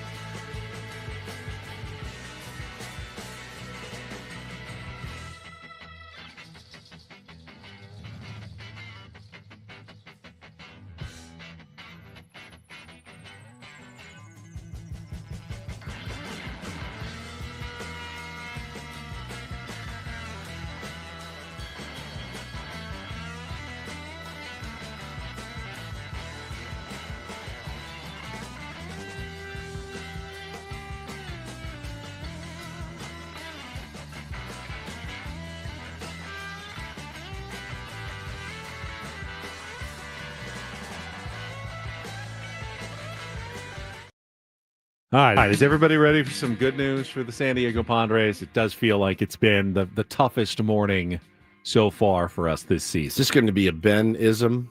Is this going to make me feel worse? No, not at all. Not at all. Now, it's nothing that's going to help them immediately. But last night, Kash Mayfield made his professional debut. The 20-year-old, who was their first-round pick last July, 25th overall selection, has been kind of under wraps. He's only really pitched on backfields, didn't make his debut last year. We saw one of those backfield games, at least an inning, when he was pitching against the German national team, right? When we were at spring training. He was supposed to pitch in the spring breakout prospect game that Sammy and Scan called, but he had the flu, so they scratched him. So finally, Kash Mayfield made his big league or minor league debut at Lake Elsinore last night. Left-hander. Looked really, really good. 3 no-hit innings, struck out 6, and only allowed 1 walk, and that was on the second to the last hitter he faced. Struck out the side, the first 3 batters of his professional career, 1, 2, 3. Got to feel pretty good. 26 of 45 pitches for strikes, big lefty, and a really good, solid start to his career for Kash Mayfield last night for the Storm. We are going to have Clark Fahrenholt on Friday, and he's going to fill us in on what's happening with Leo and Ethan and Kash Mayfield and Boston Bateman and all the guys that will be coming up through the pipeline in the next couple of years. But, yeah, man, that was really, really encouraging for him. Now, if you're looking down at AAA and wondering if the Padres need to call someone up with all these injuries, the guy who's the hottest right now at El Paso is Jonathan Perlaza. Yep. He went he triple and 3 runs driven in last night. His OPS is 1142. I like that. So far this season. Plays the outfield. Someone you'd think about. I don't believe he's not on the 40-man, though. So you'd have to make more moves. Tirso Ornelas is, he was 1 for 4 last night with 2 RBI and a walk. His OPS is 705, so he's not nearly off to the hot start. Luis Camposano hit 941 OPS, had 2 more hits yesterday as well for the El Paso Chihuahuas. So some offensive options there at AAA, Perlaza being the best performer at the moment. How's Connor Joe doing? I did not see anything from him yesterday. I think he's been doing all right, doing what he did in spring training, getting on base. Yep. And, doing his thing. So, but that's kind of a quick minor league update. Ethan Salas is struggling. I thought he was 0 for 3 last night. I thought he was hitting 174. No, it says here his OPS is 174. Oh, all right. That is not good. That's on base plus slugging. That's under 200. Over 800 is really good. Ooh. Under 200 is not good. So offensively, he's at AA San Antonio. Man, dang it. Leo DeVries 1 for 4 last night with an RBI, 762 OPS. Okay. So not as bad for single A Fort Wayne. Spencer says El Paso is a mirage. Yeah, it's a bit of mirage. It's a bit of a mirage for sure. But so is Sacramento sometimes. That's true. That's where the Padres are playing right now. At a AAA Pacific Coast League ballpark. Yeah, I was thinking about that when Skip kind of mentioned, and I guess I hadn't thought about it before. He's like, playing a couple or 3 seasons in Sacramento. Well, that changes kind of how you build your team, does it not? Like, oh yeah. Like, what is, their goal is to win baseball games, right? You're a major league team. You want to win baseball games at the highest level. What's it going to be like in Vegas? If you do end up going to Vegas, what's the baseball going to be like there in that new ballpark? You know what I mean? Like, it's not really an if, right? I mean, it's happening. I think until it happens, there's always the possibility that it doesn't. There's enough political drama in Las Vegas that I don't think you can be 100% sure it's happening. Right. It's on track to happen. Now, listen, they put their head down and they're full backing. Construction had already started. It has. They torn down the old place. I Yeah. don't think they've actually started building the new place. Okay. So, but how do you attract free agents? Now, come play in this minor league ballpark, and then the future is we don't really know. They got Severino, they got Rooker to sign an extension. Yeah. I mean, it's not huge needle movers, but not impossible. You offer some money, you can probably convince guys to play there for a couple of years. Yeah, and I guess with the allure of moving to Las Vegas and playing there, but again, you don't know how that place is going. I mean, I think you don't overthink it. Hey, is this guy a good hitter? He's a good hitter. All right, let's draft him. Is this a good pitcher? All right, we'll take him. But it is interesting to think about it. And, he's talking about analytics and how analytically driven all these teams are. I got to tell you, the analytic, and I'm a supporter of them. I wish I had more information on a daily basis about what works and what doesn't in my own life, right? If I wish I had an R&D department following me around for everything I do to maximize my day. There's one analytic that's making me insane, and I'm seeing it a lot on social media right now. It's catch probability. What you're telling me is I've seen some really brilliant catches lately. Well, that actually had a 94% chance of being caught. And I'm looking at it, I'm like, you're telling me what I saw was not a good catch. I'm telling you, I looked at this play. I saw this play. Right. It's a good friggin' catch. Period. The end. Catch probability doesn't tell you 94% catch probability doesn't mean it wasn't a good catch. It just means most big leaguers would also make that play. But I'm seeing this. It looks like a tough play. This is what those are good players, and a lot of them would make that play. This is what I'm seeing is any junior college center fielder makes that catch. It had a 94% catch probability, right? This throw, every college kid can make this throw from shallow right center on a line to third base. What's your catch probability when a ball? 1 right now. 1. I've dropped 1. I've thought about it every minute of every day. Did you have to run a long way to get there? No, it went straight up. I was playing first. It went straight up in the air. And I did when you calculating the catch probability in your head as it went up. You know, when you start backpedaling, you're dead. You're dead. I had one of those at fantasy camp. And big Arizona sky. I was like, I got this. Same thing. I got this. Nope, I do not have this. And as soon as it comes, and then the week before, they hit me 2, caught them no problem. I'm confident. So I was feeling pretty good. And bro, I'm telling you, Benny, I've thought about it I was driving around yesterday going, you stupid bastard. Your pitcher was dealing. And he got out of the inning. No, it did cost us a run, I think. I think the guy did come around and score. Your children saw it. My children were there. My wife was there. I'm lesser than. I've thought about it every minute of every day since. Here's the thing, though. I don't want anybody to come throw me pop flies during the week, so I'm just kind of winging it on Sunday like everybody. Our right? boss, Adam Klug, was incensed by an analytics stat. Fernando Tatis Jr.'s home run that went like over the clubhouse in the outfield had an XBA, an expected batting average of 950. He goes, 950? Why wouldn't it be 1,000? So yeah, why? How could that ball ever not be a hit? It went way over the ball. It was a home run in all 30 major league parks. It should have a 1,000 XBA. And Clark Kerntold explained to him that XBA is based on exit velocity and trajectory, not distance traveled. So apparently there is some universe that you could hit the ball that hard at that trajectory and it doesn't go out of a yard. Like if it went to center field, it could have gotten caught. So they don't factor into account where you hit it. Okay. So the XBA was 950 because in a deep park, if he had hit that to center field, it actually might not have got out. Now, Fernando doesn't believe it. He thinks that was under calculated at 406 feet. But there are places in baseball where 406 foot drive is a long out to the deepest part of the ballpark. Well, and again, I mean, just to this isn't an old head take, right? It's not. But don't tell me what I just saw was not a good catch. Don't tell me that wasn't a brilliant catch by the center fielder or, Sosa going up to rob one last night in left field. Everybody makes it. Don't diminish these incredible feats by these incredible athletes by throwing some weird numbers on them. That's the thing that makes me nuts.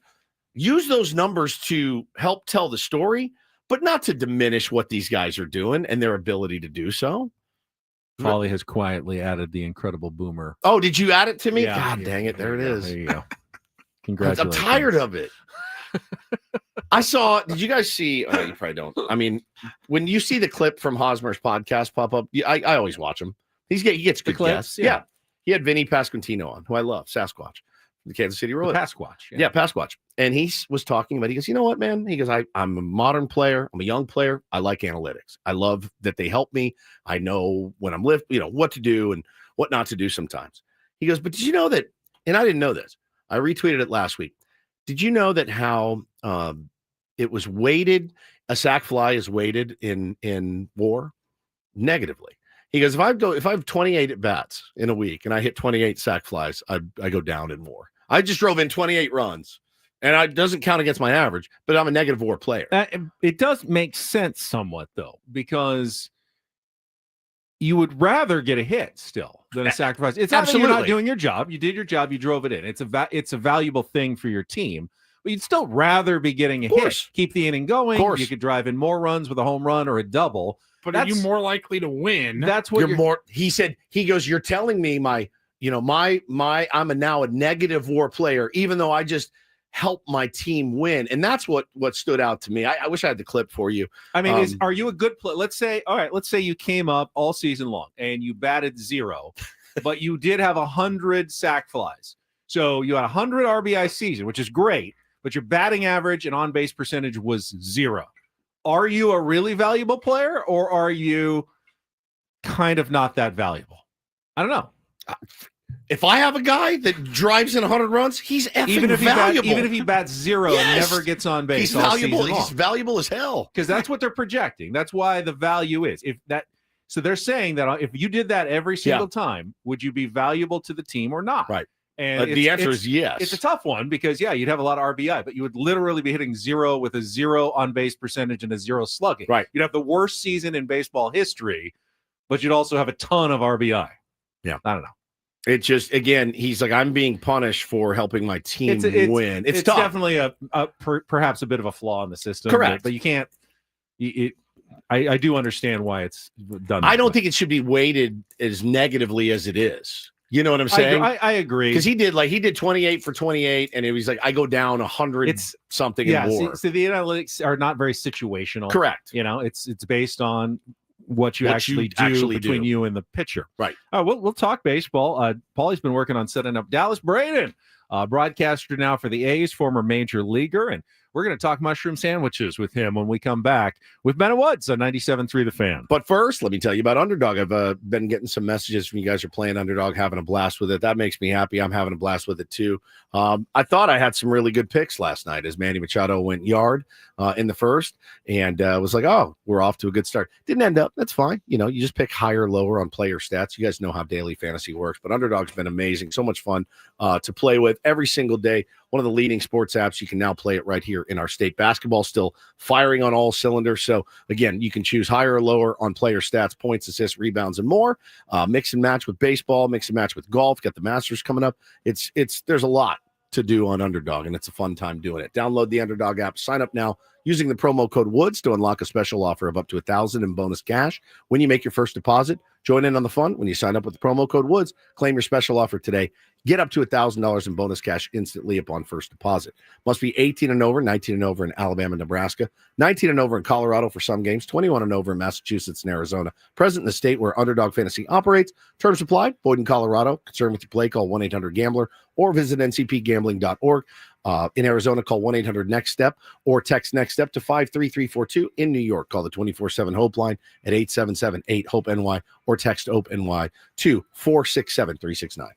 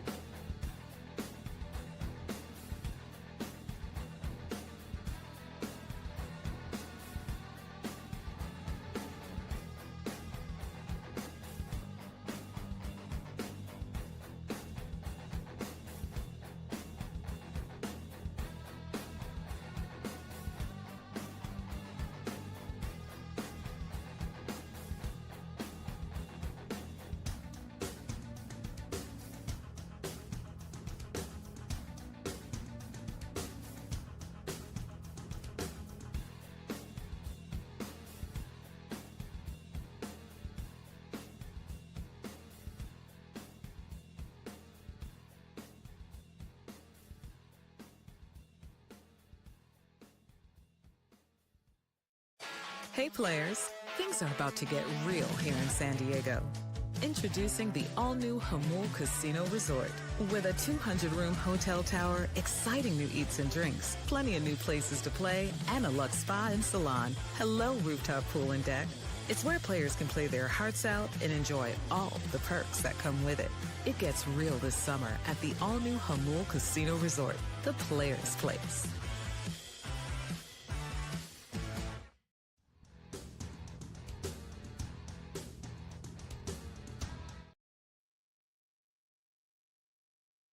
This is a little last-minute treat on Ben and Woods today, going until 10 o'clock this morning. Padres continuing their series against the Athletics, wrapping up the series in Sacramento this afternoon.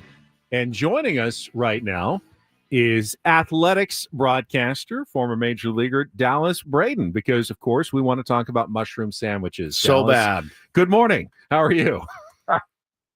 I'm doing great, boys. I'm doing great. I got to say the pickings, no pun intended, from the vegetable garden have definitely made their way into the press box offerings. I was not able. I tried as mightily as I could. I was not able to sway mud into the mushroom veggie burger. Don Tangelo also passed on that. Oddly enough, though, I did find mud in my booth just before first pitch. Finishing up, I think he was licking his ring finger, his middle finger, his index finger. There was frozen yogurt dripping off of his thumb. So he had no issue finding a place that was going to be able to fulfill his needs. And it wasn't a veggie burger. It wasn't a mushroom patty, but nonetheless, he was fine. Got a game to call. I was legitimately watching the broadcast last night, and when they started talking about mushroom sandwiches, I lost it. I mean, they name dropped you, of course, on the broadcast. They said, "Yeah, Dallas Braden walks in, he looks, he goes, guys, it's just to build your own." He said people were foraging around for scraps of turkey to build their own sandwich. I was in tears. It made, for Padres fans, it was a pretty rough game. Those guys always make it fun, man, because that just sent me I was in hysterics last night thinking about it. Well, it was funny because I walked in, they were kind of assessing what was going on, and I just, it's one of those where you got 30 sandwiches and you grab 2 of them, the row collapses, now you got a stray tomato, you got a rogue onion, and I looked at Don Tangelo, I said, yeah, to build your own here, and if you'd like, I took the liberty of putting the mushroom patties over on the trash can. So if you're looking for a mushroom burger, it's on the trash can right now. It's so funny, Dallas. We've been talking about, we watched you guys the last 2 nights, and you guys have done such a good job. You and your broadcast team have done such a great job. We're dear friends with Jessica Kleinschmidt. You guys and Mark Kotze and the players, man, like you guys have taken a tough situation and have made it fun. And, you got fans coming out there to watch the games, and it's big league baseball in a minor league park, man. You guys are making the most out of it. And I got to tell you, watching your team, they're a fun bunch to watch. I mean, they really are. They're a blast to watch. Good pitching. Tell us a little bit about this kid that is on the bump today, because I saw him in spring training and was blown away, and he's gotten off to a really good start. Are you talking about B-Doe? I am. He is, I'll tell you guys this story just to kind of, before I get into B-Doe. You talk about a fun team. It's great. It's a young group of guys. But how about this? When you bring a guy like Luis Severino into the building, you have expectations. I think there's a certain amount of accountability and leadership that comes along with him inherently. And if you had questions about that simply because you don't know the man and you're curious to see how he operates, well, I think if you're not a fan of Luis Severino already, you should be after I tell you this story. He shows up in the spring training, continues to get the work in daily. He's setting the tone. Osvaldo B-Doe is somebody who he had gravitated towards almost instantaneously, and really, on both sides. B-Doe knew who Severino was, obviously. So when you get a man like that in the building and you fancy yourself maybe similar to him, you want to listen. Well, I think Sevy knew exactly what kind of impact he was going to have the minute he showed up, because in spring training, B-Doe, in an effort to stay away from the big league club that he was going to face his first time around, goes over to the minor league side where I was, because I work with our minor league guys during spring training. And I see this bright Kelly green and these tight white pants start walking through the fence. And who is it? It's Luis Severino in full uniform who drove from the big league game down to our minor league complex so he could watch the outing of Osvaldo Bido, because it was an extended outing, 5-6 innings, hopefully. Like I said, polishing up to start the regular season. And Bido, in between every inning, would walk over to the fence, talk to Severino. Sevy would even sit down with him. And then by the end of the inning, Bido was in the dugout by himself, ready to go back out. So that's the kind of attention and that's the kind of camaraderie that has already been built, that has already been forged, thanks to Sevy and showing up. And it has rubbed off on Bido because the attention to detail, it's a completely different animal this year. And for a guy who found himself in the bullpen in a long relief role, pitched his way into the starting rotation, and has taken advantage of the opportunities he's provided for himself, it has been nothing short of impressive. I think when you watch Bido and you look at some of the games in the past and what we have seen so far, sure, there's been a couple issues with command, and that has kind of been his deal since coming over. But this is a guy who has a great fastball, great ride on the heater. He can pitch at the top of the strike zone, and he's developing a next level feel for the secondary stuff. For me, it's the misses that I pay attention to with guys like him, because at times when he starts to get into extended at bats, what you can do when you have this kind of stuff is you just try to outmuscle the game, right? You try to outmuscle the opponent. And the game of baseball doesn't give a damn about how strong you are, fast you are, tall, short, fat, doesn't care. Just wants you to execute. And so I think when he starts to really understand, which he is doing right now, the value of just being around the strike zone consistently, you're going to watch this young man continue to take off, because there's no doubt, in my opinion, he has the ability to pitch at the front of the rotation for a long time. Talking with A's broadcaster Dallas Braden, and the Athletics have homered in 12 straight games to start the season. And to be fair, not all of those games were at Sutter Health Park, or as we're calling it now, Sutter Injury Park. But that is going to play small this summer, and maybe even smaller when it gets hot in the summer. Do you feel like there's going to be some huge numbers? I mean, Tyler Soderstrom, he's so good. I mean, it might not be Aaron Judge who's challenging Barry Bonds' record by the end of the year. He's so good. No, time out. You mean Aaron Judge might not quite be Tyler Soderstrom? Right. That's fair. According to B-War, when you woke up this morning, the most valuable player in the league, his name is Tyler Soderstrom, with a 1.1 WAR already accumulated. He's also the guy who's tied with Aaron Judge for the most homers in the big leagues as we wake up this morning. So when you think about what you're getting there offensively, there's a lot to be excited about right now. And we can start with Soderstrom and the adjustments that he's been able to make. Obviously, the power. This is what this offense does, right? They bang the baseball. They know that. I mean, you're talking about close to over half their runs last year coming via the home run. So hitting the home run, driving the ball is the MO. It's something that they've been able to do. How can you get creative and create offense in a different way? And that's where we're starting to see the arrival of a guy by the name of Jacob Wilson, who I think has probably caught some folks by surprise simply because you didn't expect that there'd be much power there. And that's going to come. I mean, he's got 2 homers so far. He had a great spring, but this is a dude who has hits in all 12 games. This is a guy who he's hitting 400. How about this? Let me drop this on you. Last year, combined with this year, so over the totality of his career, he has 41 hits, 28 swing and misses. Wow. 28 swing and misses. He has 41 hits in the big leagues. He's got almost more than half the amount of hits that he does swing and misses. Not crazy. Strikeouts, boys. That's crazy. Not strikeouts. Just swinging and missing the ball. He swung and missed at 1 fastball this year. 1. He punched out twice for the first time all year a couple days ago. He hadn't punched out in 51 straight at bats. You guys know what that looks like with the wand wizard in Arias, right? And so I have been sitting at the edge of my seat this entire series because I love what a game of baseball looks like when you have 2 dudes like that can essentially, as you know, just kind of take a look at where their holes might be out there. I want to stay inside a pitch. I'm going to poke it through the hole over here. Maybe I can get around one, drop the head on one. It's magical to watch. It's surgical at the plate. And for him, at his age, to already show that aptitude has been extremely impressive. And when you start to add guys like him into this lineup, and you have a guy like Tyler Soderstrom who's made the adjustments that he has, you almost quickly forget about the fact that you've got Brent Rooker and Lawrence Butler at the very top of this lineup as well.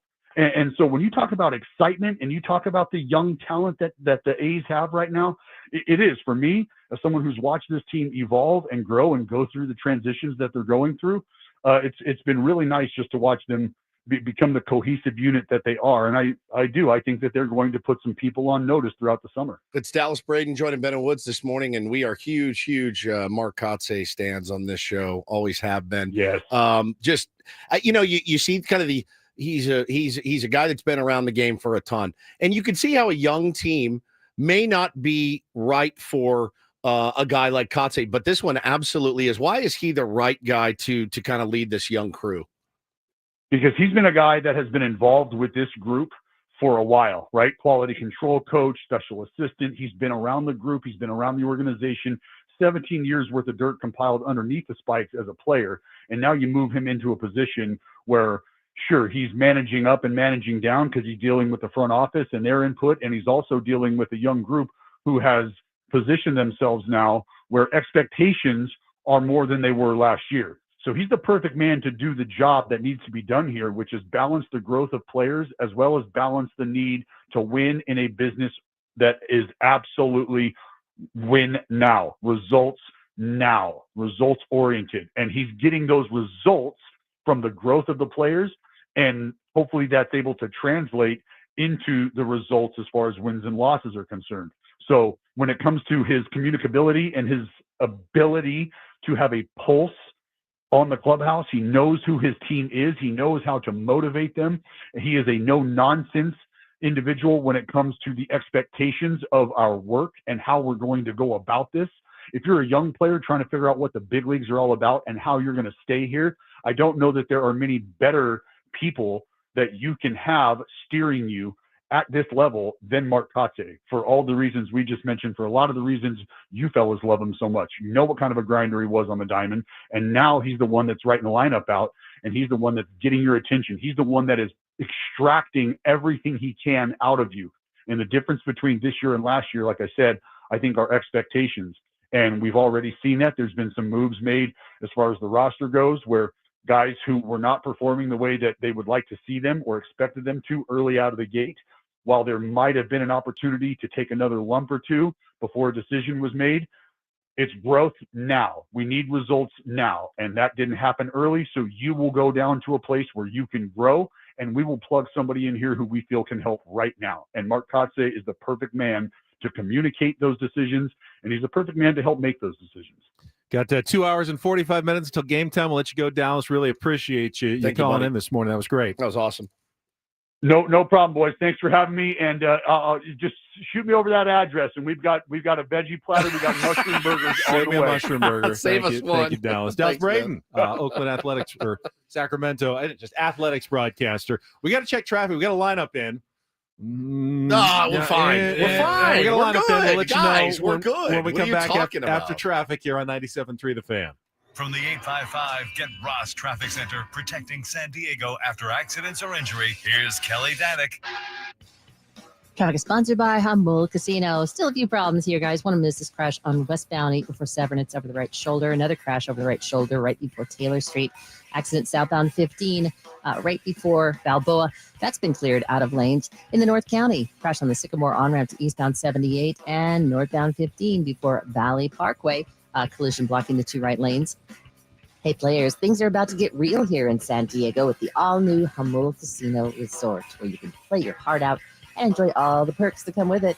Opening this summer, Humboldt Casino Resort, the player's place. Learn more at HumboldtCasino.com. I'm Kelly Danick with Ben and Woods, San Diego's #1 sports station, 97.3 The Fan. No surprise, but no Tatis, no Cronenworth in the Padres lineup today. So Luis Arraez will move up to the leadoff spot at first base. Xander is going to hit second at short.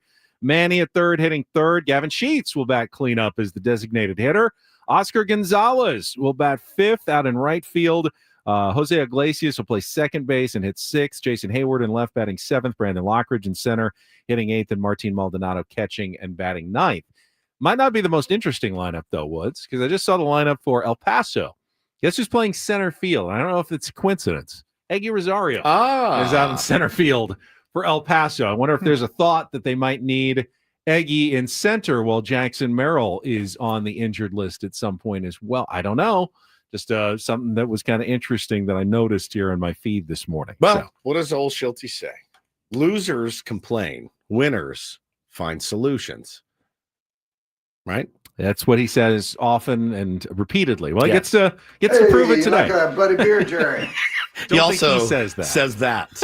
You'd like to think that he says that. I don't think he actually says that. I don't think he's ever said that in his life. I don't like bloody beer, but I would have one with old Schulte. I love saying this segment of Ben and Woods is brought to you by Robert Half. Yeah, Robert Half, they found 67% of companies want to increase contract talent. That's why the recruiter's expertise and award-winning AI works quickly to find the skilled candidates you want at Robert Half. They know talent. Visit roberthalf.talent, talent.com/talent today. Something like that. For Paulie Reindl, Stephen Woods, I'm Ben Higgins. Have a great rest of your Wednesday from all of us here at 97.3 The Fan.